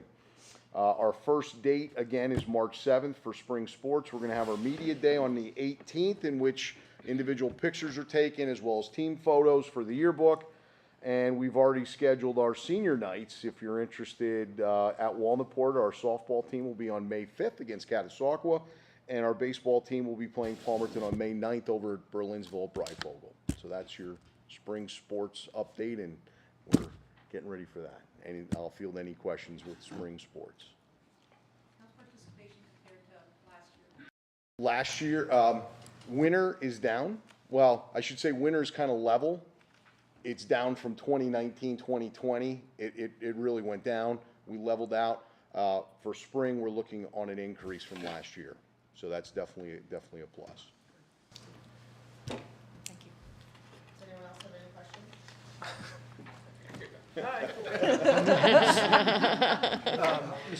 There's no way I could keep up with you. Can you drop your notes into the Google Doc? Sure. Thank you, sir. No problem. Any other questions? Take Mr. Weber's typing class or something. I'm not bad. I'm just not that fast. Miss Shook, do you remember Miss Shook? Typing? Typing class. Miss Shook. Thank you, Mr. Geis. Sure. Dating yourself. Mr. Disler. There you go. Get my page here. And if anyone else needs to excuse himself, that's fine.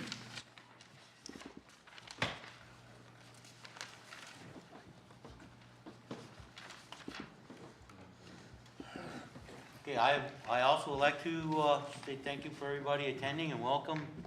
And we'll go over the Technology, Building and Grounds, and I'm going to turn it over to Mr. Durr for your comment. Welcome, everyone. Actually, the first couple agenda items are mostly informational. The first item is the Simplex phone lines.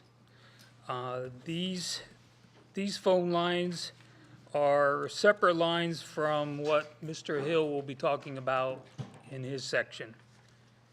So currently, everyone is aware that we've had quite a few problems with dropping phone calls, phone lines being down for the district on our main numbers.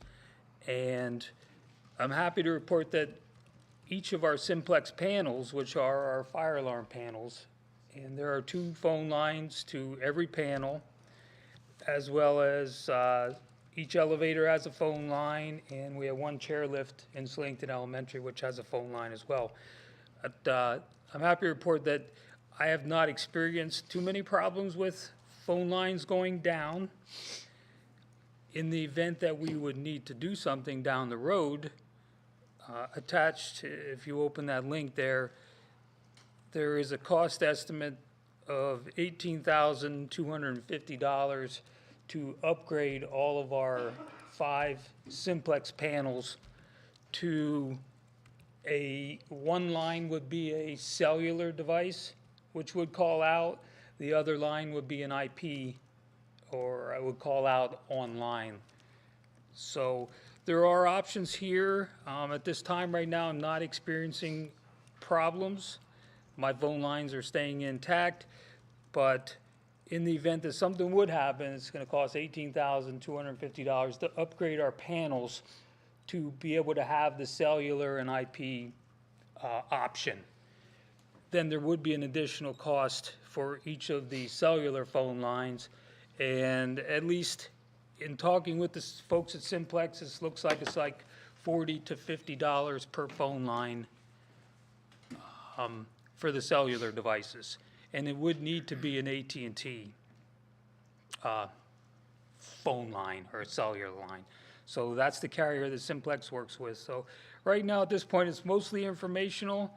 I'm prepared if we would need to do something with this in the event that one of our panels would go down and it needs I'm going to call it a major overhaul, or the main board goes out. Maybe at that time it would be a good idea to look at upgrading the entire panel. But at this point right now, it's informational. We have a cost for down the road if something should happen. Does anybody have any questions about that agenda item? Okay. The next item, unit ventilator in the guidance office out of Peters. That unit is 30+ years old. It does have a refrigerant leak somewhere. We were able to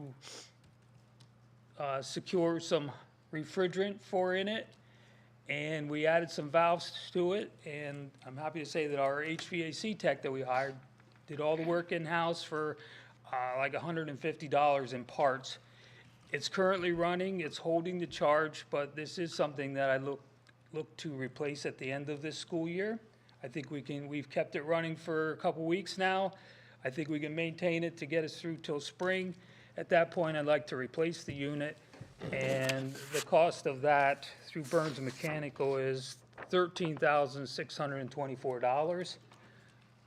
Our electrician and our HVAC tech would assist. I would pay for this out of funds left out of my buildings and grounds budget from this current school year.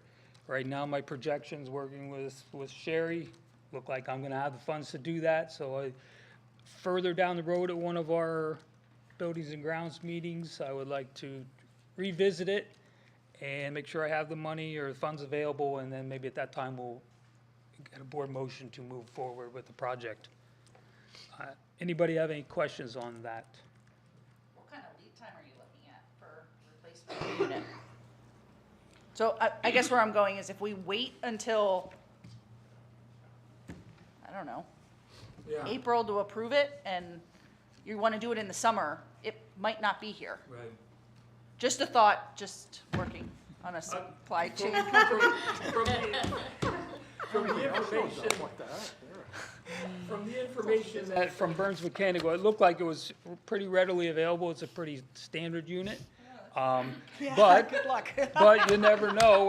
So is an F-150. Yeah. The time I go to order, it'll be the time that it's not there.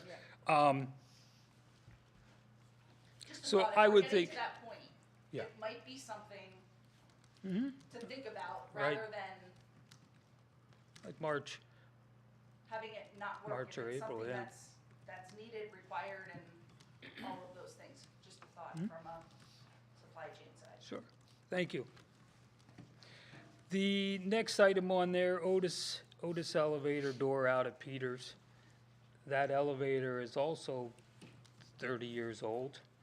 And I did receive notice from Otis Elevator that the door on the carriage or the cart or the elevator there are parts no longer available for it. Currently, it's working. We've had no issues at all. Otis will support fixing it as long as there are parts available or something minor that they can work with and keep it running for us. But again, this is another item that I would like to, if I have money left at the end of this school year, to move forward with this project. It is $29,250 to replace the front door and all the controls that open and close it. So I do know that the lead time on getting these parts, the entire door, is 4 to 6 weeks, and an installation of about 3 to 4 days. So this is another project that soon I would like to bring forward to the committee again, and with Sherry's blessing that I have the money, that we move forward with that project as well. Any questions on that one? So are you requesting that it goes to the upcoming agenda or sometime on an agenda this spring? Sometime on agenda this spring. But it doesn't have to go on Monday evening? It does not. Thank you. The next item, Pella windows out of Peters. If you recall, I did replace one window out of Peters. It was early spring when we found the problem. It was replaced at Thanksgiving time, not Thanksgiving time, it's actually Christmas break. The in-service day before Christmas break, I believe it was. We have another window that looks like it has the same problem. It's on the second floor. The wooden sash is rotted at the bottom, and the glass actually slid down and it sits on the windowsill at this point. It's safe. It cannot fall out of there. It's in the track in the top, and it sits on the windowsill on the outside. So it's only the outside panel. You wouldn't notice it unless you walk around to the outside. That's where you would see it. So I just have it on here. There will be another window to replace out of Peters. Now that the weather's kind of broken and it's kind of a little bit warmer out, I am going to do a walkthrough of all the buildings. We'll set some ladders up if we need to look at them closer, but I'll come back with more information at the next Buildings and Grounds meeting for that one. Any questions on that one? Are those old windows or They're probably, they're not in warranty? they're not in warranty. In fact, they don't even make that window any longer. We had to go with a little bit different style. Still looks the same, but it's a different style. So it's probably 20 years old at least. Greg, can I ask a question? I'm Sure. getting a little concerned hearing the years of service of some of our stuff. And is there, like, things like this, do we have a plan in place for some of this stuff in our budget for years to come? What does the forecast look like? Because I'm just afraid if we talked about the middle school cafeteria. We're talking about this that's now 30 years, that's 30 years. I mean, look at what we did with McClure just even 2-3 years ago. That stuff was in there, gosh, probably 35 years. So are we getting to the point that we're running things too close to failure and not making improvements, and we're inefficient in the buildings, the structure of the buildings. So we have new roofs on all of our buildings.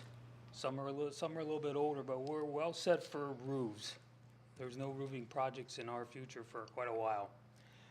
We replaced all the HVAC equipment here at the middle school. We replaced it all at the high school. There's very few pieces at the field house.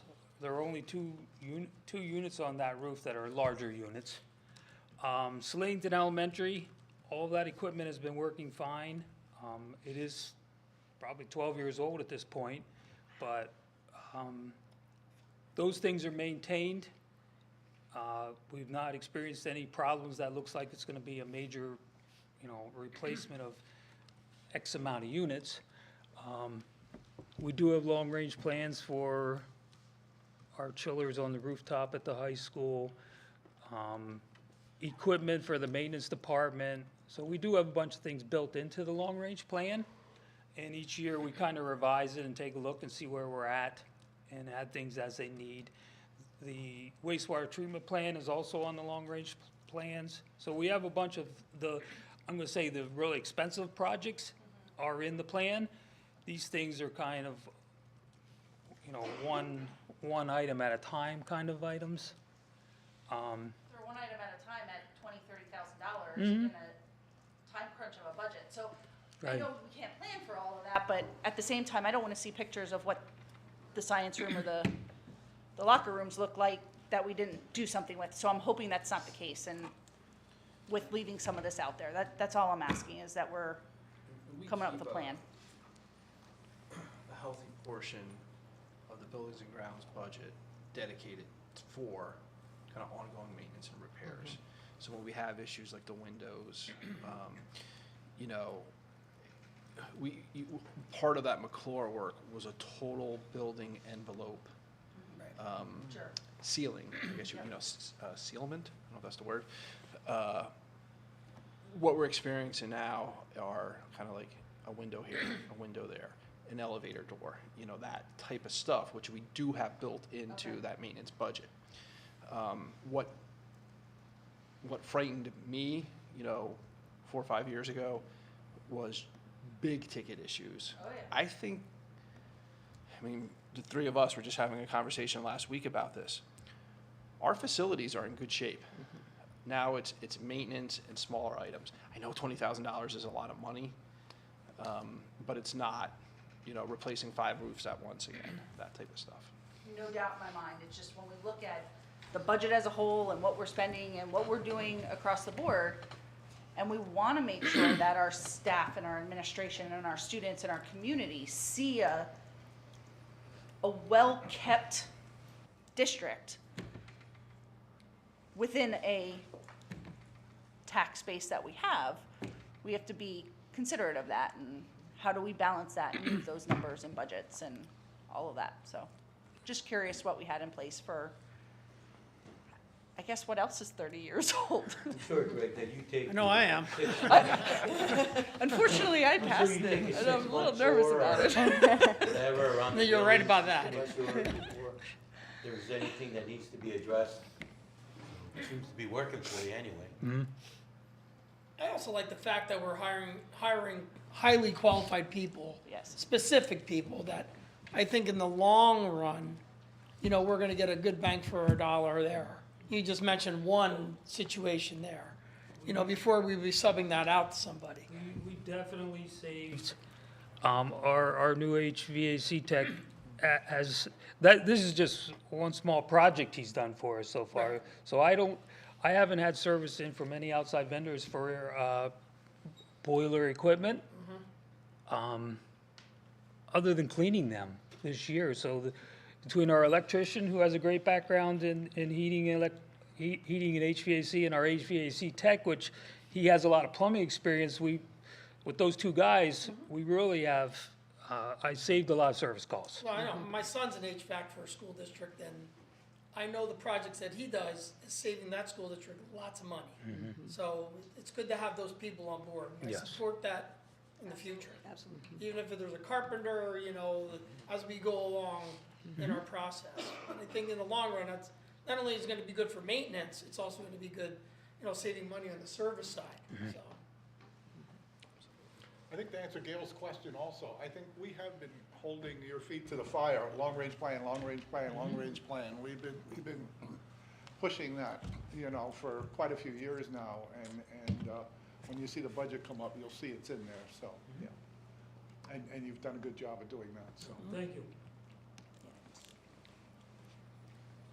The next agenda item is a facility use request, and Ms. Pacha, as I don't know if I pronounced that exactly correctly, but they are a group out of Ohio who put on a play about suicide prevention, drug use, those kind of things. It's, you know, it's a message to our students. They would like to come this year on June 11th. June 11th, I think they would have a show. That's a Friday night. Saturday with it, I'm sorry, June 11th is a Saturday. They'd have a show on that day, and then Sunday they'd have another show, and Monday's the 13th. They would clean up, pick up their equipment, and move on to their next school district or the next venue. So since it is a Sunday use, that's what I'm looking for, request from the board to allow a Sunday use. The group would not start till Sunday afternoon, but per our policy, it requires a board motion. Anybody have any questions about the theater group? What costs are incurred to us? They pay all the costs per our facility use policy. So they're an outside group coming from Ohio. They pay for everything. Okay, good. Everything that's spelled out in the policy 707, I think it is, they're paying. Do any of the board members I have? would, I would move it on Monday night. Okay. Craig, I was just gonna ask that. what's their audience? It's gonna be open to the community. Okay, Yeah. that was just curious. It's open to the community. So They- they go around Yeah. the nation and stuff, or Pennsylvania? Some of you may recall that this was actually approved prior to the pandemic. This group was coming. And then when we had to shut down our buildings, they also shut down their productions. So now they're ready to start, I guess, touring again, I would call it. And they're asking to use our facility. The only way, so we can do the Sunday with your permission. The only way that I would recommend that, you know, that we have to put a caveat in there, if for some reason our high school graduation ceremony would impact what's going on campus that day, we'd have to tell them no. Like, we reserve the right to say, no, we need it for high school graduation. Which They're I aware of that. have communicated to them, you know. Our graduation date isn't set yet, but we haven't had many snow days yet that we have to make up. So it looks like that weekend would work out for them, but they are aware that that could change once we set our graduation date. And they were fine with that. So there'll be a motion on the board to allow a Sunday use of facilities for that group. The next agenda item is the same sort of request. It's the Lehigh Valley Hot Air Balloon Association. They would like to use all of our parking lots on the 15th and the 16th. I've spoken with Mr. Geist, that weekend's clear. And again, it's parking cars on our lot on a Sunday, but still our policy says we need a board approval for a Sunday use. So I'm looking again for another motion to allow them to use the facilities. How did that work out for us last year? Any issues, any problem? Well, it ended up being on the same weekend as the band. Yeah. Tournament of the bands, I think, for Mr. Carroll. We worked with Mr. Carroll to make sure that he has another weekend. This weekend is dedicated just to this hot air balloon festival for the parking lot. So there's nothing else going on campus-wise for that weekend. Good question. This is the group. They had an amazing turnout. I don't know, I'm sure those of you that live in Yes, they Louisville- did. I mean, it was, Phenomenal. I couldn't get home from where I was coming from because of the traffic down by the old lamp factory. However, they did offer a free ticket to every single one of our students, and I'm pretty sure just about all of them used it, and they went down for a little bit. So we would kind of request that again as well. Yeah, they put out kind of like almost like a flyer type thing, and then they asked me to push it out through the Connect Ed system. So I went out to all of our families. So every student had one. And I think they all were there at the same time. So this is parking up here for the Down at the airport. Yep. Got it. They And- contract with a bus company to run shuttles. It was, it was pretty cool. Any other questions about any of those agenda items? There'll be 2 board motions for the 2 facility use requests. And I think the next item, Mr. Link will. Yes, so prior to winter break, I was contacted by Mr. Greg Rensselaer. I'm sure most of you know Greg. The U13 NLYAA boys soccer team had an undefeated season. Across from the dealership there coming down the hill on Main Street, you may have noticed that there was a billboard there with a picture of the team on it. I shared it out probably a couple months ago at this point in a board update. He's requesting, he's asking if we would like to hang that banner perhaps in our middle school gym to honor those students. I said, I don't know. I would have to take it to the facilities committee. My only recommendation to the group is be careful of what you're opening. You know, you're going to say yes to one group and no to another group. And if you do say yes, I would recommend that you pick a determined amount of time for how long it will hang for. In other words, I wouldn't recommend that it's just up there forever. I would say maybe for, a month or until the end of the academic year or something like that. Things for you to consider. It is, it's a billboard. It is 10 feet 5 inches high by 22 and 8 inches wide. So it's not a literally, regular banner that you could put it's on the wall. skin, you know how they put those Yeah. skins on a billboard? That's what it is. That's huge. Apparently, it's currently in Where would Mr. it Rensselaer's actually garage. fit? Yeah. that's- Would it actually fit somewhere in the gym? Well, there are only two locations that would fit. It would either be the wall above the bleachers or the opposite wall or the outside wall where the team sits along the wall Yeah, there. right. It would go up on that wall. Those are the only 2 walls. And there's no windows over there. I think. There are no windows Okay. at all I- inside. For some reason, I thought there were windows over there. How would we attach Oh, we figured it out. that? Yeah, I figured that, Man, yeah, okay. Promise. He's gonna hang if we wanna hang Well, it. Yeah, you gotta have it. I think 2 things. Number one, we certainly want a good relationship with renters. We don't want to upset the community.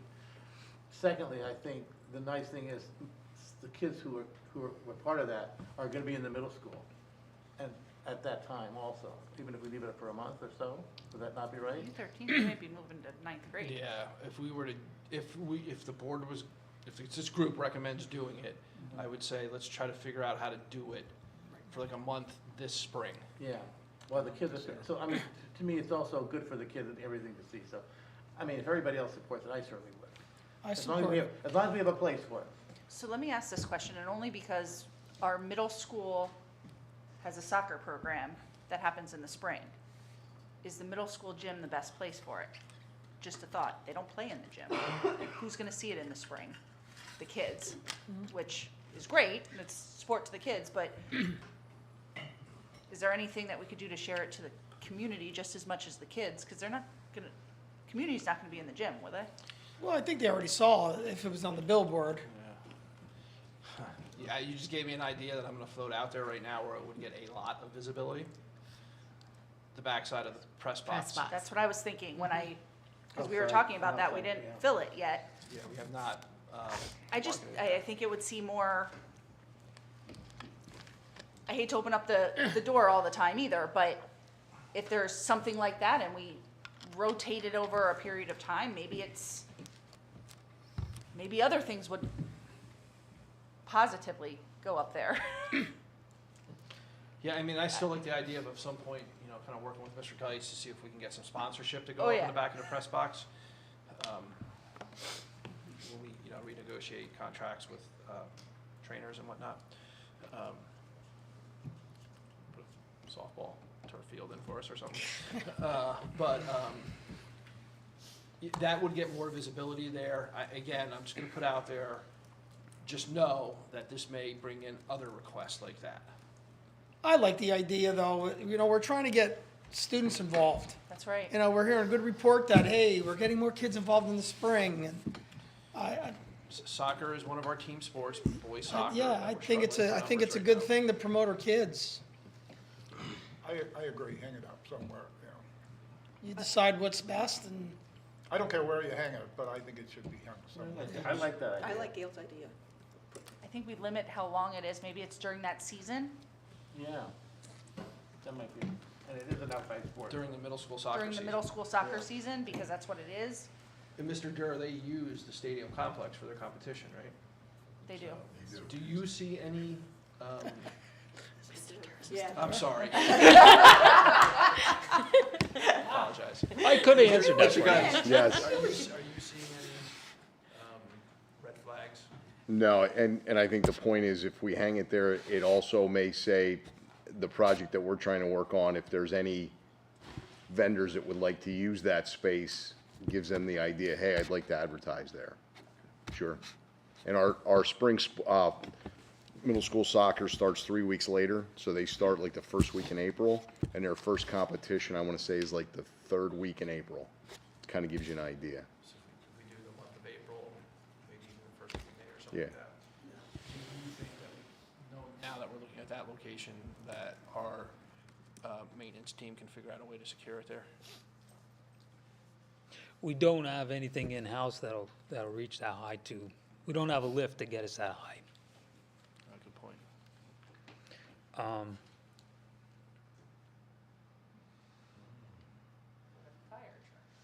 just Not a bad idea. See, well, I'm aren't we glad we have all these meetings together so Gail can come?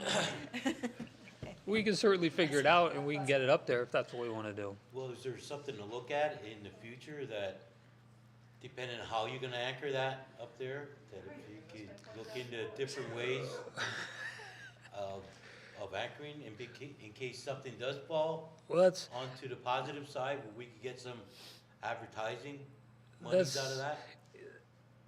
that's the other part of, if we're gonna look to hang different stuff up there, we should really look at some sort of way of, hanging it or something more permanent up there that you can hang stuff from. Right. And I'm not sure what that is, but, You could investigate on something like that? oh, definitely. So maybe my response to Mr. Rentschler is, we're definitely interested, however, we'd like to put it on the back of the press box, so it gets more visibility. We just need a little bit of time to figure out how we're gonna get it up there. And you're right, I mean, one of our school board members right now is part of, I believe, Emerald Fire Company. Maybe he can help us to get a bucket truck up there to help us secure it. I don't know. We Mr. can- Rentschler could come up with some extra money. Possibly. I don't want to commit any money to it, to that part of it. You know, but I think we can move forward. I'll move forward with the conversation with him. Okay. Okay. All right.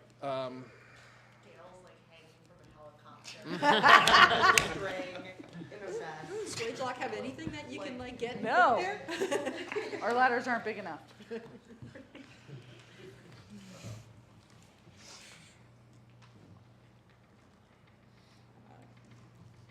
you said, get the publicity, let the kids get recognition, which I think is great. Okay.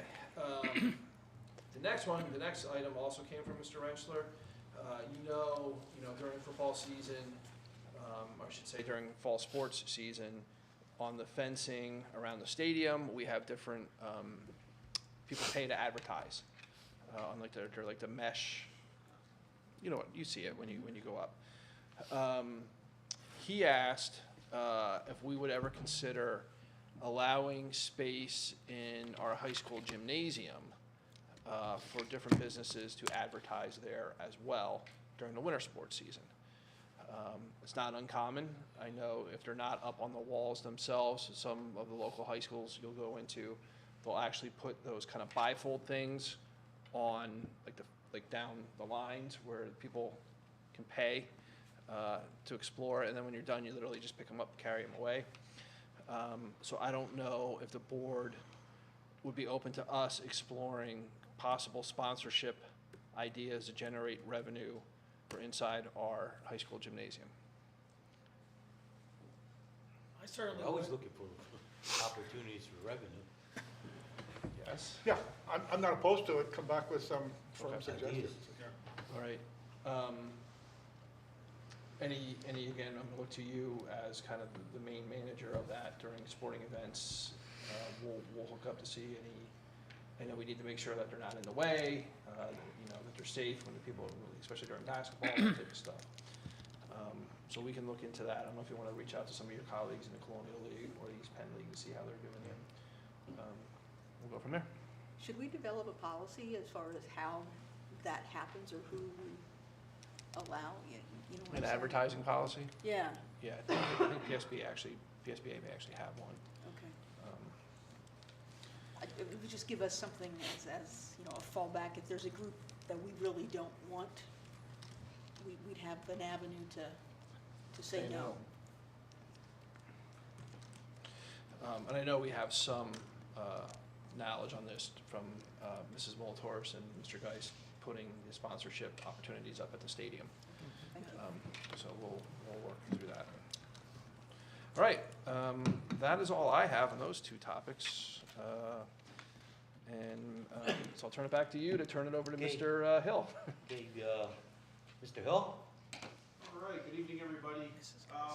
The two items I have on there, these are items that I updated the board on over the last few weeks for the board updates, but I wanted to expand on them a little bit and open it up for some questions. The first one is multi-factor authentication.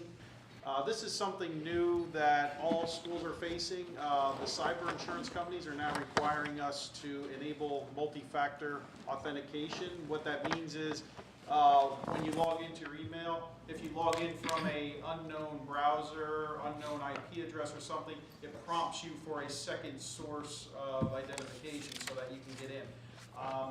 So the reason they're requiring this is for security purposes, so hackers can't take over somebody's account and get personal information. So I reached out to our insurance company and asked them to clarify what exactly we need multi-factor authentication for. And what they responded was it's only for staff, not students. So this would be for staff email and also access to our network resources. So we looked into various options, and we looked into Fortinet. We looked into a platform called Duo. We looked into another one called SafeNet. And just to let you know, a lot of these platforms are very expensive. A lot of the quotes we were looking at are $15,000 plus a year. So it's a lot of money. This topic also came up at our last technology committee, not committee, but our technology consortium for the CLIU. The tech directors get together, and the same topic came up, and one of the directors said what he saw when he saw these were sticker shock. That was kind of what we saw as well. But when Steve and Hawes and myself looked into it, we actually decided to look at Microsoft Azure AD because we already use that for our single sign-in for our district for our emails. And we found out that they have a multi-factor authentication solution that's built into Microsoft Azure AD, and it's actually included as part of our EES agreement. We have an education agreement with Microsoft for the Office suite and all that good stuff, and it's actually included with our subscription. So we started testing that. Right now we have it enabled for all of our tech staff. We also have our TISs also are using multi-factor authentication. And so far so well, the Microsoft Azure multi-factor works well. What you can do with Microsoft Azure is you can use the Microsoft makes an authenticator app. You can use the authenticator app, but you can also put your phone number in there for your cell phone, and it'll text you a code to get in. But one of the things that came up during the tech discussion was this actually came up too in I also attend the legal counsel, the tech legal counsel. And one of the things that came up there was requiring staff members to use their cell phone for multi-factor authentication if you don't buy them a phone. So it's recommended that you can't require them to do that. So they can have that option. So we have the option to use the Microsoft Authenticator app, to use a text option if they choose. But the other thing is there's tokens. There's like a little token that you would carry in your pocket, like a little key fob. And that token will work with Microsoft Authenticate or the Microsoft Azure AD, and then people will get a little code and they can put it in. So the thing is, those tokens are obviously you have to pay for them. So right now where we're at is we are testing the solution, and we have a company called SafeNet. They are in the process of sending us 5 of their tokens to test to make sure everything works well. They said it will work with Microsoft Azure, but we want to test it all out. So going forward, what we're looking to do is I will be sending out a survey at some point, probably within the next month after we get these tokens to test, the 5 tokens to test. I will send out a survey to the teachers, to the staff, and to the teachers to find out what preference they have. Because what I learned in the tech pool is they said that the few school districts that already implemented this, what they're finding is over 90% of the staff decide to just use their cell phones anyway because it's easier. They don't want to carry another device. So that's something I'll do, is I'll send out a survey, find out what they want to use. But there are going to be some costs involved with doing this. I don't anticipate having to come back and ask you for money because I have money in my budget that we can pay for whatever we're going to need to do. But we will need to purchase some of the tokens. The tokens are about $50 a token. So we could be looking at, if we have to buy 50 or 100, it could be anywhere from $2,500 to $5,000 for the tokens. Another thing we need to do that's going to cost a little bit of money is for the network part of it, we use a VPN. So we have a Fortinet firewall. So we will need to add a portion to that we can now tie into the multi-factor authentication. I'm getting a quote on that for exactly how much that'll cost. I'm estimating that's going to be in a $2,500 range to $5,000. Again, we should have the money because I didn't use some of the money for my professional services this year that we typically use. I didn't use that yet, so I should have money in my budget to do that, but I just wanted to give everybody an update where we're at on that. So we will hear more over the next month or two, and I'll provide a further update on that. Does anybody have any questions about that? Is there any discussion eventually of students with a one-to-one and the students needing that? Not yet, and really our students don't really have, they have no administration privileges to install anything. They don't really have, there's really not information that they would have, I don't think, that would be valuable. So there's no discussion of that yet, but it could come up down the road. I can't tell you for sure. But I can tell you there is discussion. Right now it's multi-factor authentication, but some other districts have already been prompted by their insurance companies that they also want to see things such as what they call network penetration tests. And they also want you to do like phishing email tests, things like that. There's companies out there that provide services to do that. And again, it's going to cost money. Our insurance company isn't asking for that yet, but I'm not going to say in a year down the road. That may be the next thing. So some schools said that they are being asked to do that already. And our insurance company is not, but it could come down the road. Is that something we're planning for our future budgets? To assume that even the student side of it is going to need it? We will look into that. Yeah, I will. It's certainly something that I added in this year. We just went through our budget talks, and I did add some money in for multi-factor authentication for next year. So yes, it's something that we're putting a little money in there for. It's unfortunate it's coming to that with all the technology that's out there. Yep. Any other questions? Okay, the next thing I have on there is the phone service. As Greg said, we were looking into actually we started about a couple months ago. We started looking into other phone services. Right now we have what's called a PRI line. We have 2 PRI lines. One comes in Ladington, one comes into Peters Elementary. And we started having some issues with these lines where occasionally they drop out. So Steve and I were actually starting to look into different options there. And while we were doing that, we received a letter a few weeks back from Lumen, who's our current phone service provider. And they said that they are going to be discontinuing our service in this area. And most likely that's because they're having a lot of trouble with the lines. What's been happening over the last couple months is we started, every once in a while our lines would drop out. We would call for support requests. By the time they come test our lines, they're working again. And this has been like an ongoing thing. And what's happening is it's progressively has gotten worse over the last month. It's to the point now where every day our phone calls start dropping out. But ironically, we were already starting to look into phone service before that really started to become a problem. So we were kind of ahead of the game, just sort of by chance. Not that we were anticipating any problems this quickly. So what we did to mitigate the problem now is we actually routed, the line that we're having trouble with is the line that goes out of Ladington, which is our main lines. So what we did to mitigate it for the time being is we are now routing our lines to go out through Peters. So that seems to have taken care of the issues that we were having temporarily. But what we were doing is we received some prices for a new type of service, which is called SIP, which is basically it comes over an internet connection. And we received a few phone quotes, and the quote that we liked the most was Penteledata. Their cost is about their proposal was about $483.35 per month. That would be for a 5-year contract, and they have a one-time setup charge of $625. Currently, we are paying approximately $1,200 to $1,250 a month for our phone service. So this could be a savings of around $700, maybe even a little more a month. So what we did is before we would sign a contract with Penteledata, they require us to do what they call a SIP phone test because it's a different type of a service. They wanted to make sure everything works okay with our phone system. So we actually started that on Monday.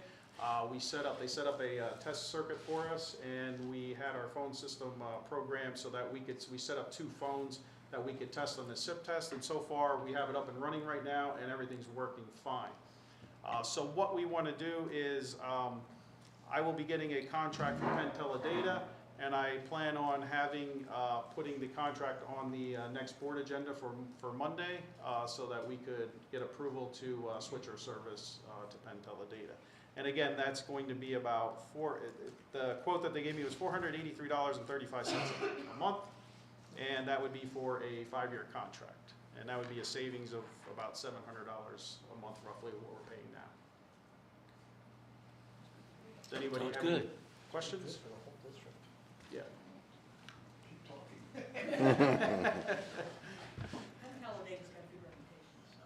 Yeah, and that's the other thing. We looked at a few companies. Actually, Penteledata came in with the lowest price, and they also bring, the nice thing about Penteledata too is it's what they call a private circuit. They'll actually run a private fiber right to our building, so it's not going over the public internet, whereas the other phone company that we got a quote from, theirs comes over the public network, so therefore you have more security risk there, whereas Penteledata is a private network.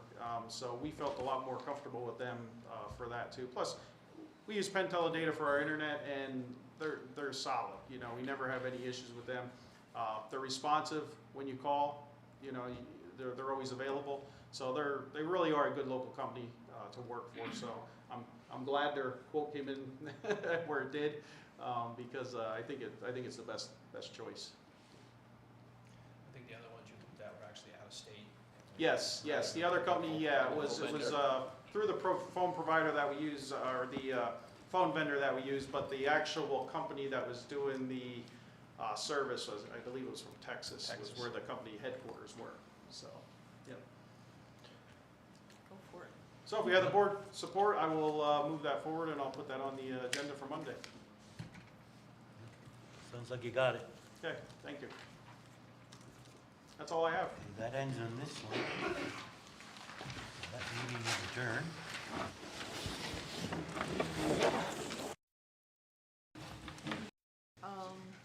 We'll start with Mrs. Faith, cafeteria update. All right, good evening.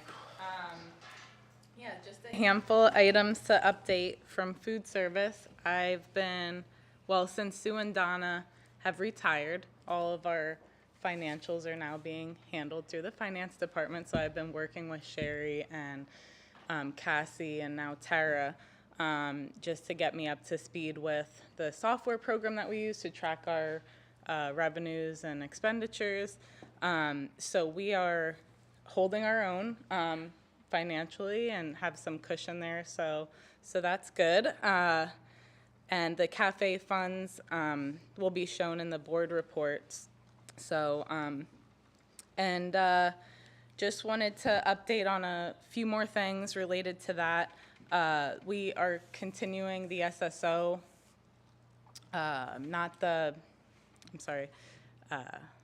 nutrition, National Food Program. We are operating under SSO, so the Seamless Summer option, which is providing free and reduced to all of our students, and that has been confirmed through the end of this year. Next year is still in limbo, actually. I was talking with a representative from the Food and Nutrition Services at the state office this past week, and she informed me that they're trying to advocate for that, but it's not set in stone per se yet for next year. So I also got a memo back at the end of December-ish about allocation of supply chain assistance funds that will be distributed, and I asked her about that as well, if there was anything we needed to do on our end. Nothing to be done on our end. We don't have a set amount of what we will receive for that assistance, or a date, and they're trying to iron out the details of that as well. But there will be webinars that I can register for to get more information about that.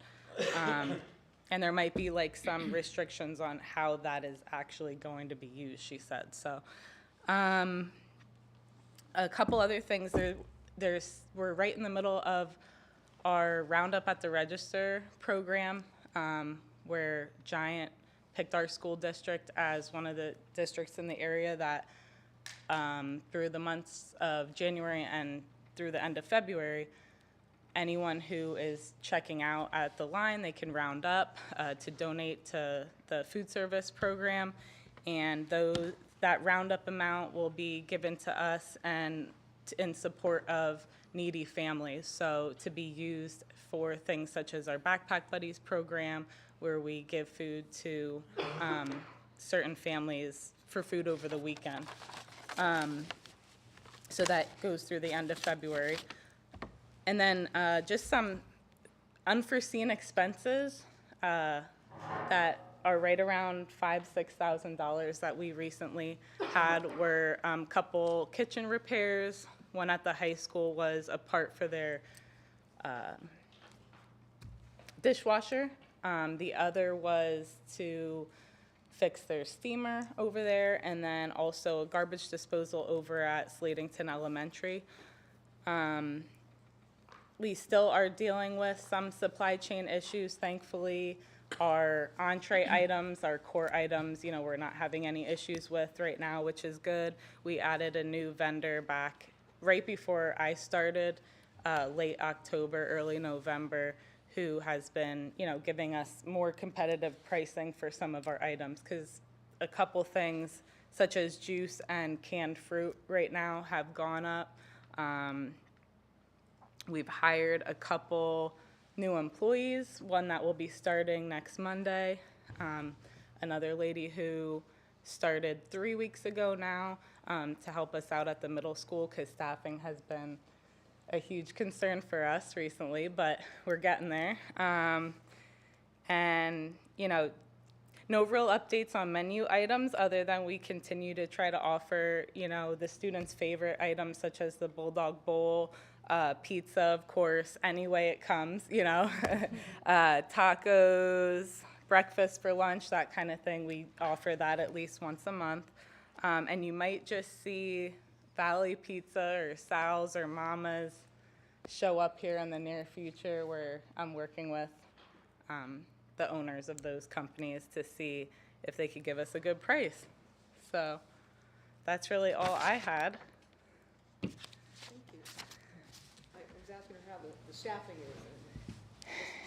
kind of middling, is what you would say, correct? Yeah, Hoping there might be an opportunity yeah, to apply. Absolutely. Mrs. Fink, two things. Yeah. One, can you email me your notes? So Yeah. I can drop them into Yeah, the agenda? absolutely. And two, congratulations on doing your first board update solo. Thank you, Good job. thank you. Good job. Nikki has been doing a great job. She's already pushing out all the menus in English and Spanish. That's new for us. As well as she's been trained on how to use the community outreach system, so she can send her own messages. Anything about, hey, don't forget to fill out your free and reduced lunch form, to please participate in the roundup at the register. She's really taking a hands-on and leadership approach in the food services department, so thank you. Thank you. I've heard Yeah. good things, so. Thanks. Oh my gosh, Eric, the app that you showed me for Spanish, lifesaver right there. Oh my gosh, it cut the time of me like copying and pasting everything, like, you know, an hour's long work into like 15 minutes. So I'm like, whew, thank goodness. I was like, Well, I'm glad things are going Yeah. well. You had a good Thank you. mentorship. Thank you. help Oh out yeah. there. Okay. Shout out to Alicia for sure, one of our high school students who recommended us to start doing that, and she's actually going to help you out with that. Yeah. Yeah. So, I have a meeting with her set up, so Okay. we'll reach out to you. That's Sounds great. good. Taking a student Yeah, input. yeah, she's a great student, so look forward to meeting with her. So who's the ESSER grants person? That would be me. So I'm going to give you the update on the ESSERS grant, and then Dr. Stoker will provide the PowerPoint on Monday evening for our board meeting. I just basically go over the numbers quickly. So currently, as we've been saying all along, ESSERS 1 is totally depleted. That money, just so everybody knows, we have not been reimbursed yet. That was just reopened again so we can commit our final budget to where we actually spent the numbers.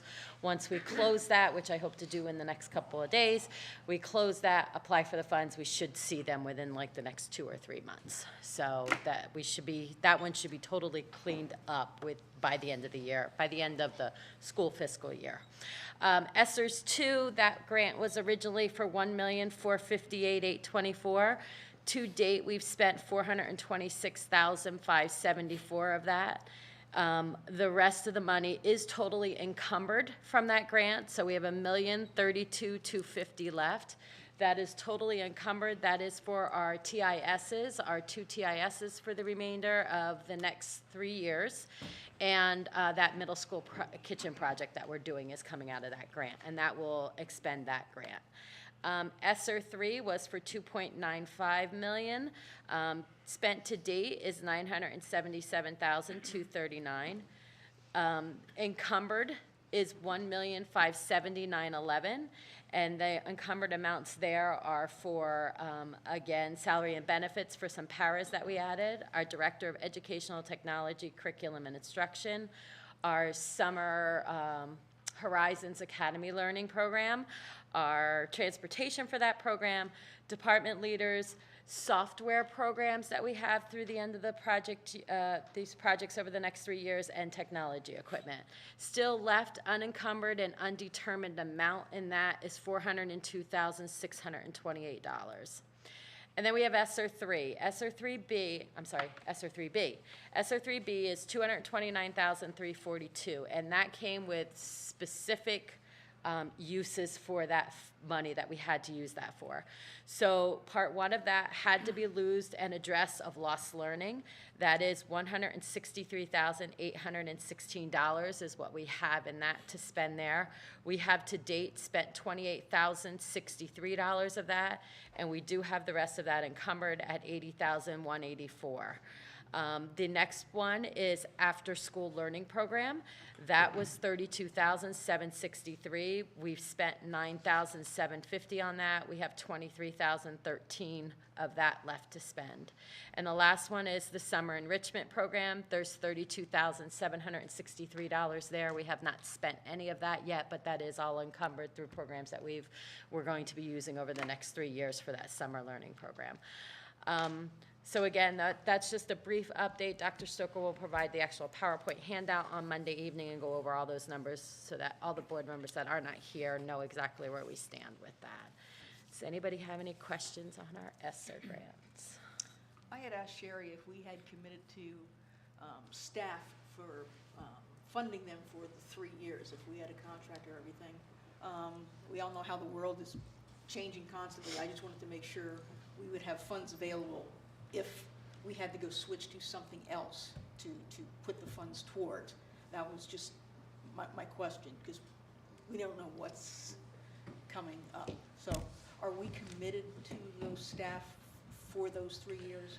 All those staff members have been notified that it's funded through the grant. You know, ultimately, the board always has the decision whether they would like to furlough positions or what that may look like. So that would be everything from Mr. Pine's position to, not Mr. Pine himself, but the position, Director of Educational Technology, Curriculum and Instruction, to 2 Technology Integration Specialists, and I believe 5 paraeducators. I think there's 6 now. Okay, 'cause of six lunch month. paraeducators. I'm not looking to get rid of them. Yeah, I no, just no, want to I- make sure we have flexibility Yeah, if it's needed. That's all. We do. To me, the writing's on the wall for the professional positions, being the two technology integration specialists and the administrative position, Mr. Pine's position. I think already we see the value of those positions, and what they've done with curriculum and professional development already is we're, in a half a year, I would say we're a year ahead. You know, so we are working as an administrative team to be able to plan to sustain those after the grant funding leaves. We're not quite yet there with the paraeducators. They were specifically here brought in to help address, you know, those first few years after return to full instruction in the buildings. Thank you. Like I said, I'm just, you don't know what Very tomorrow's valid gonna bring. questions. That's all. And the other, well, hold on. Tomorrow's, is it gonna be sunny? You don't have it on here. But the other kind of wild card in all of this is Governor Wolf just proposed his budget yesterday. I'm sure you've been seeing it in the newspaper, on the television. You know, and that's right now, it's his proposed budget. We know it's got to go through both chambers over the next few months and what that's going to look like. And we still have questions about what it actually means. Sherry's going to be attending a PASBO session on Monday, so we hope to have more information for Monday evening, because oftentimes it is you know, you're going to get over $700,000, but you're going to lose $500,000 in your initial Social Security reimbursement. It's a shell game. So we'll see. Hopefully it's actually That's new what money. I think's happening. Thank you. You're welcome. Can you load your notes into that? I sure can. Thank you. All right, the next one is Nefs Bank. So again, you all know that we started the partnership with Nefs Bank probably about a little over a year ago. Nefs Bank actually just, when we got with them, the reason why it took us so long was they were not doing ACH, and we did direct deposit for all of our employees. So we were not going to go backwards to issue checks. We waited until they brought ACH on. They brought it on, and that's why we switched to Nefs. What ACH stands for? Automatic Clearinghouse, thank you. No, that's good. Thank you. I had a brain lapse there. I'm like, automated. Anyway, so the ACH, they also now contacted me earlier on this, actually the beginning of the week of January, like 22nd, 23rd, that they now have the ability to do ACH for us to pay our vendors. So we can actually just, instead of issuing checks, pay our vendors directly. I wasn't really 100% concerned about doing that, except probably about 4 days later, King Spry reached out to me and said, hey, we have an issue because checks are not getting, the mail system is so slow, it's taking so long to get things. Is there any way that you guys will be interested in doing a direct deposit to us through ACH? Well, since the two worlds came together, I thought, let me look into this and see what I can find out. It's gonna cost us $1.75 to do that transaction every month. Till I do the postage stamp at 56 cents, till I use the paper to do it and everything else. It just makes sense. They're gonna get their money quicker and everything. So I am kind of want the board's permission, and I will have to put it on the board agenda Monday evening, if it's agreement here, that we move forward with an ACH that I can now debit and pay people outright instead of issuing checks and mailing through the system.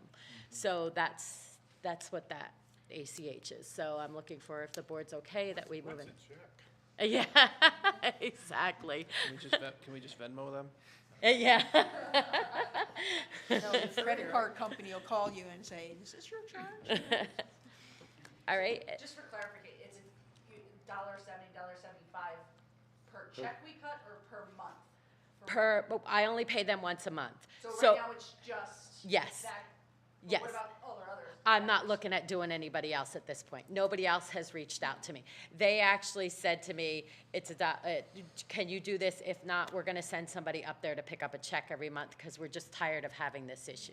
And I thought, I'd rather work with them, they work well with us, and just give them for $1.75. I'm not looking at doing it with everybody. We have an initiative at work to do that, and it's a huge cost savings, and that's why I'm asking if we're doing it across our suppliers. Yeah. Yeah, we're not at this point in time, and I think if we would get to that point, it would be finding out from what the actual savings would be at $1.75 a pop. If I'm issuing 100 checks, you know, that's a different story, you know, out to 100 different people. Who knows how many people actually accept? I mean, there are quite a few who do accept it, but then there are some that do not. So it will be something that I might, procurement cards are another thing that constantly we're looking into doing, you know, do you want to do that? Because there's incentives that you get back if you do a procurement card. I've just never delved my foot into that realm yet, but it is something, huh? I'm not saying I want to. I said I haven't looked at it fully. There's a whole lot of other issues. that Yep. come with issues. Exactly.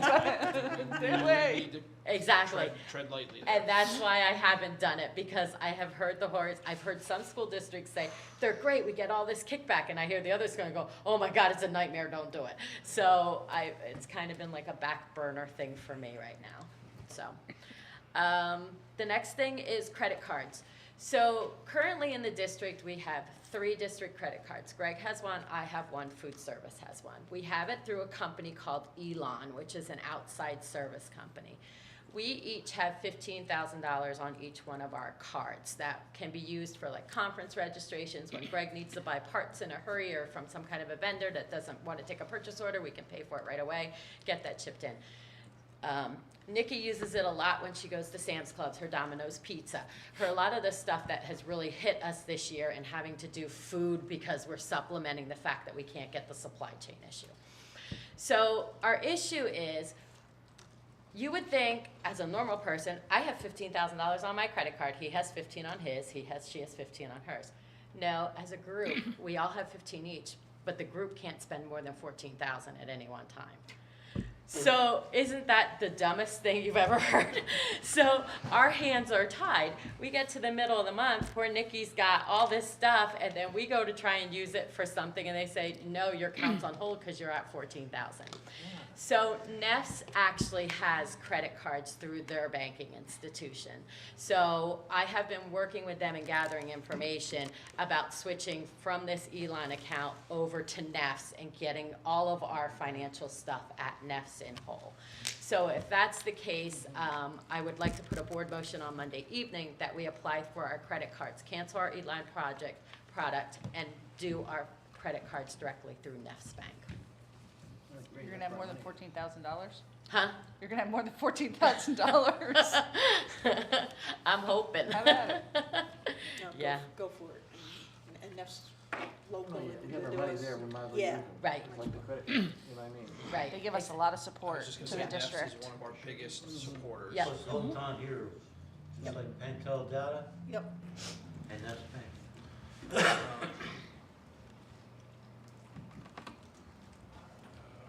Switch to NEFS Bank for credit cards. Yep. What was the name of the other company? Elon, E-L-A-N. Okay. Okay. Can you spell it again? E-L? A-N. Okay. Thank you. You're welcome. That is Portnoy. Portnoy. So Portnoy, originally, we haven't had I got this notice on November 30th, and then we didn't have committee meetings in December, and then January's committee meetings got canceled. So this is a little bit of a late issue, but I just wanted to bring it to everybody's attention.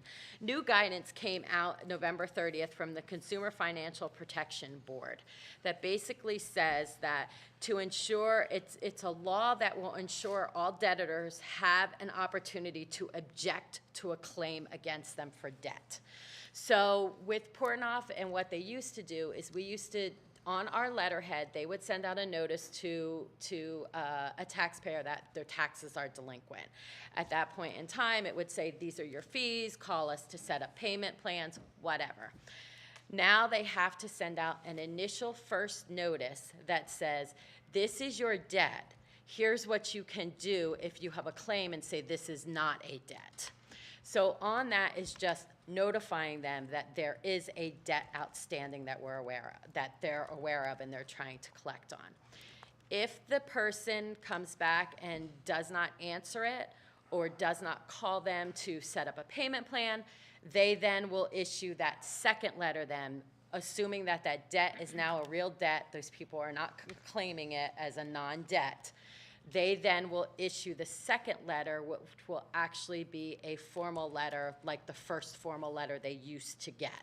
The only difference is it's no longer coming out on our letterhead. It is all on Portnoy's letterhead. That is all part of the new regulations already. We're not the debt collector. Portnoy is the debt collector. So they took our name off of it, our letterhead off it. It all has to be under Portnoy as the collection agency. So that's just a formality. I just wanted to let everyone know that this is how Portnoy had to change based on the new regulations that were passed due to debt collection. Thank you. Is there a timing that has to occur, the notification versus, is there a delay now in monies that we might get from that debt? I don't think so, because I think they'll send out their letters as soon as they did, and people are going to know, ooh, I need to pay this right away, or I'm gonna start paying fines, paying fees, everything else. So that letter is gonna do the same thing. It's gonna prompt them right away to start paying that debt. Yeah. ATIA update. So years ago, we talked about ATIA and the whole claim with us, Parkland, and Portnoy, that they were not happy with the Portnoy's collection agencies and how they were collecting. Recently, there was a second point here where early December, Judge Readmission conducted a hearing which included Portnoy, ATIA, all councils, so that ATIA's counsel could identify what questions he had regarding his tax payments and stuff to Portnoy. Portnoy was hopefully there to provide clarity and resolve the case. It didn't go well. Attorney's counsel only raised questions on an Allentown property and proceeds received from that property by Portnoy. So nothing to do with Parkland, nothing to do with Northern Lehigh. It only had to do with Allentown. Basically, got heated, everybody broke, judge made a determination, he dismissed the amended complaint and ruled in favor of Parkland, Portnoy, and Northern Lehigh. Lo and behold, about 3 days later, he again asked to have the claim reheard. Problem is the judge who originally heard the claim retired December 31st. So now at this point in time, it has to be heard by a new judge. So Attorney Huerta is now dealing with this because originally it was Steckel and Stop Law Office, but we changed to King Spry. So Attorney Huerta said that the plaintiff filed a motion to reconsider the court's order that dismissed their complaint. He does not anticipate the court will change their position. However, the judge did retire December 31st. So a new judge would have to come into the case and decide to override that judge's decision.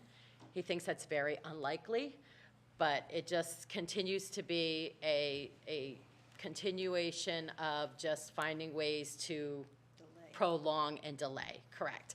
So if you remember correctly, Attorney Lees from Marshall Denny was our attorney. Lees, that was the attorney that was representing us in Parkland. We went together in a agreement to hire this lawyer.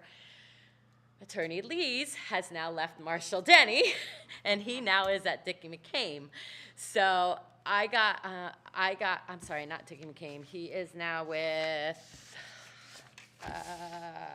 Donahue, I believe. But we are going to have to do a new retainer, not actually a retainer, an engagement letter with him because he's now with a new company. So he's working on an engagement letter with me and for Parkland. And once that engagement letter were received, we'll put that on the board agenda for approval that we're now continue. Doesn't make sense to stay with the other one because none of those lawyers had knowledge of what was going on. Lee's had the knowledge, so we just transferred the case with him when he moved to the new company. Do you know, is that Parkland's intent as well?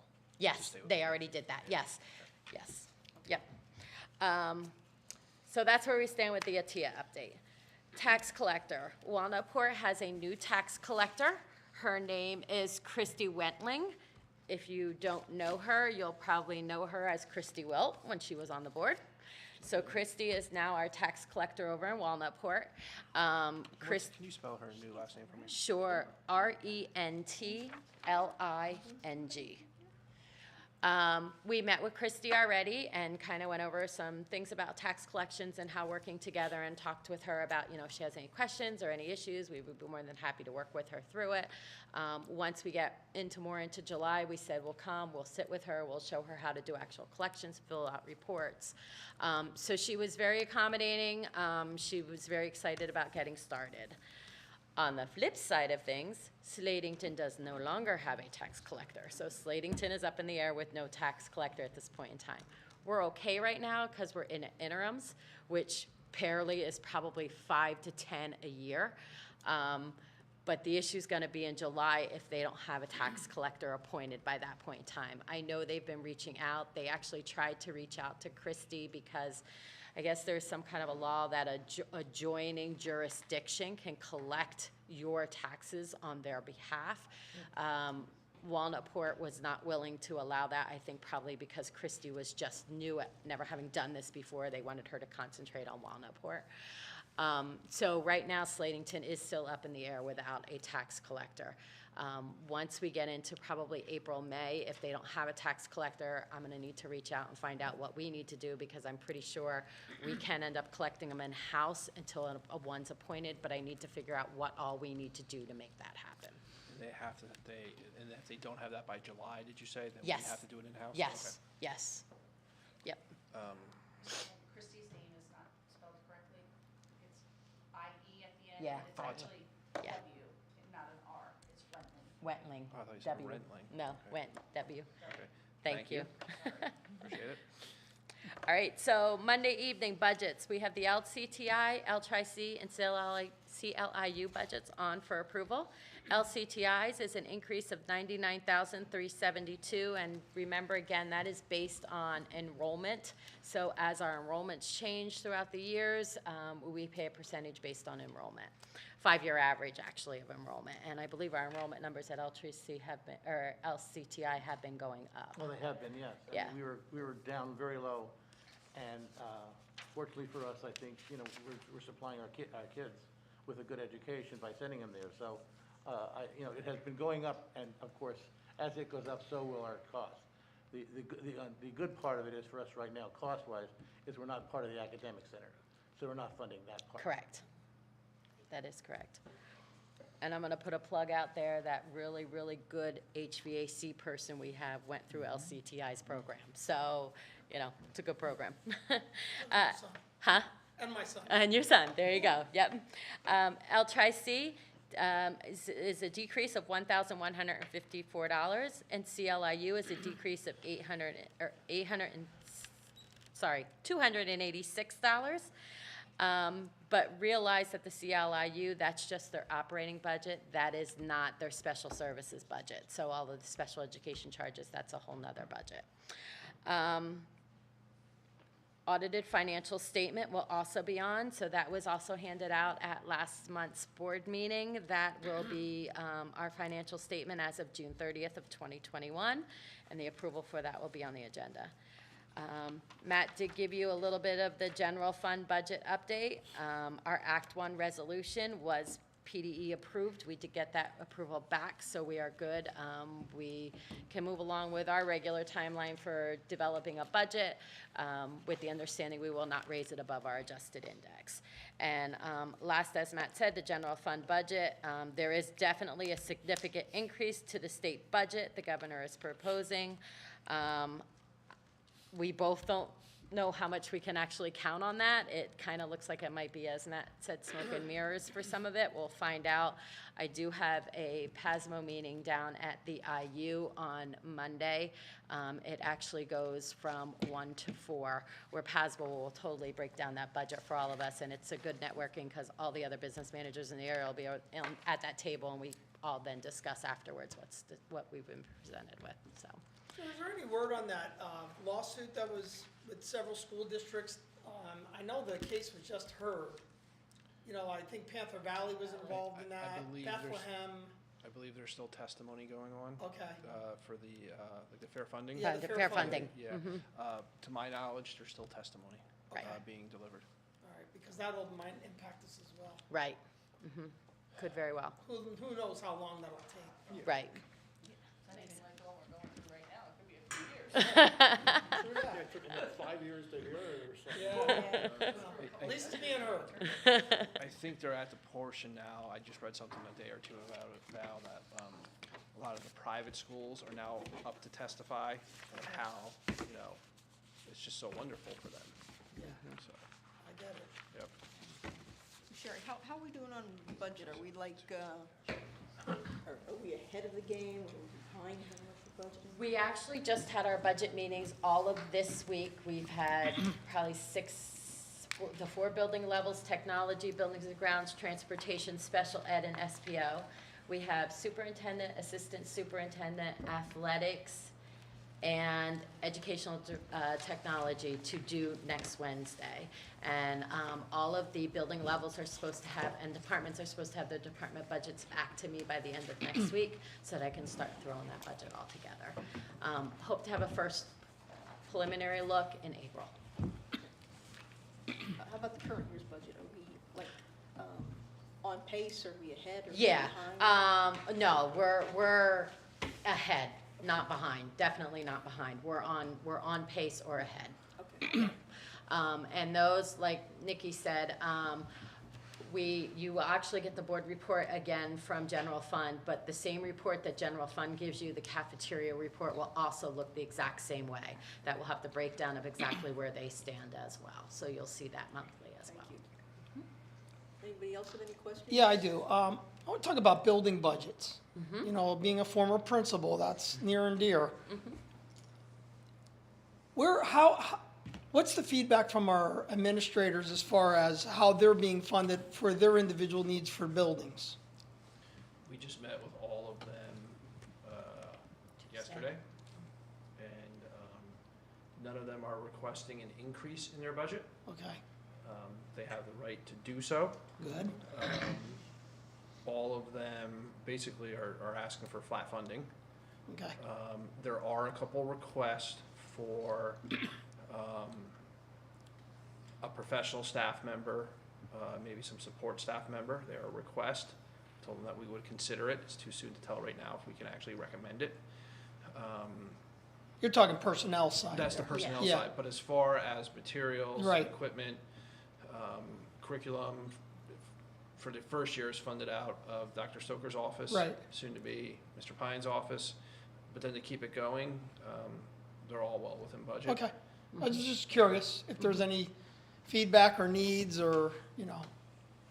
Yeah, no, we normally always go in and say, you know, what kind of curriculum, is there anything you're looking curriculum-wise? Is there anything, what do we need to look at? What are you seeing in your buildings? Right, and I know you have good communication with your staff, and that's awesome. I just remember being in those meetings where they come in and they say, well, we're gonna cut your school Yeah. budget, you know, 5%, 10%, find it, you know, and I don't wanna get to that point. We approach it more as, present to us your budget. Okay, Prioritize it, wants, needs, wish list. good. Okay. And they are very responsible with it. Oh, I'm sure. I'm sure they are. Just, there's a lot of new things out there they might want to try to do, and then they feel they don't want to ask. You know what I'm saying? So I just want to make sure that there's that avenue for communication. You could always say no, but Right. at least feeling comfortable to bring it to the table. So, thank you. Dave, do you feel comfortable bringing it to the table? Oh, that's pretty much. Oh my gosh! Whoa! Put a target on his back. Man. Money, I'll gladly. That's always what we say. It was a good process. Yeah, because he went through it for the first time this year, so. It was very good. It was a discussion. It was. And that I appreciated. No, that's no problem. I'm just curious, that's all. And he really, I mean, we walked away from there saying we had a really good discussion with him because there's things that he wants to do with the middle school that we really listened to him, really makes a lot of sense, so. Right. It was great. It was a really good discussion. Anybody else have anything? We're done, we get to go home. No, you don't. Can I just have the board members like 2 minutes at a time before we leave? Just one quick item to go over. No problem. Not brought up, and I just want to get some direction on what we talked about. So if we can just have 2 minutes or whatever, that's all we need. So, I don't know where we want to do that. Would you like me to be present for that, or would you step out? No, you can, whatever, you can do it, sure, why not? I'm not sure the administration should be here, that's the only thing. Yeah, no, I understand. I just didn't know if you wanted me to step out as well. I don't know, what do you want to do? Let's do it either way.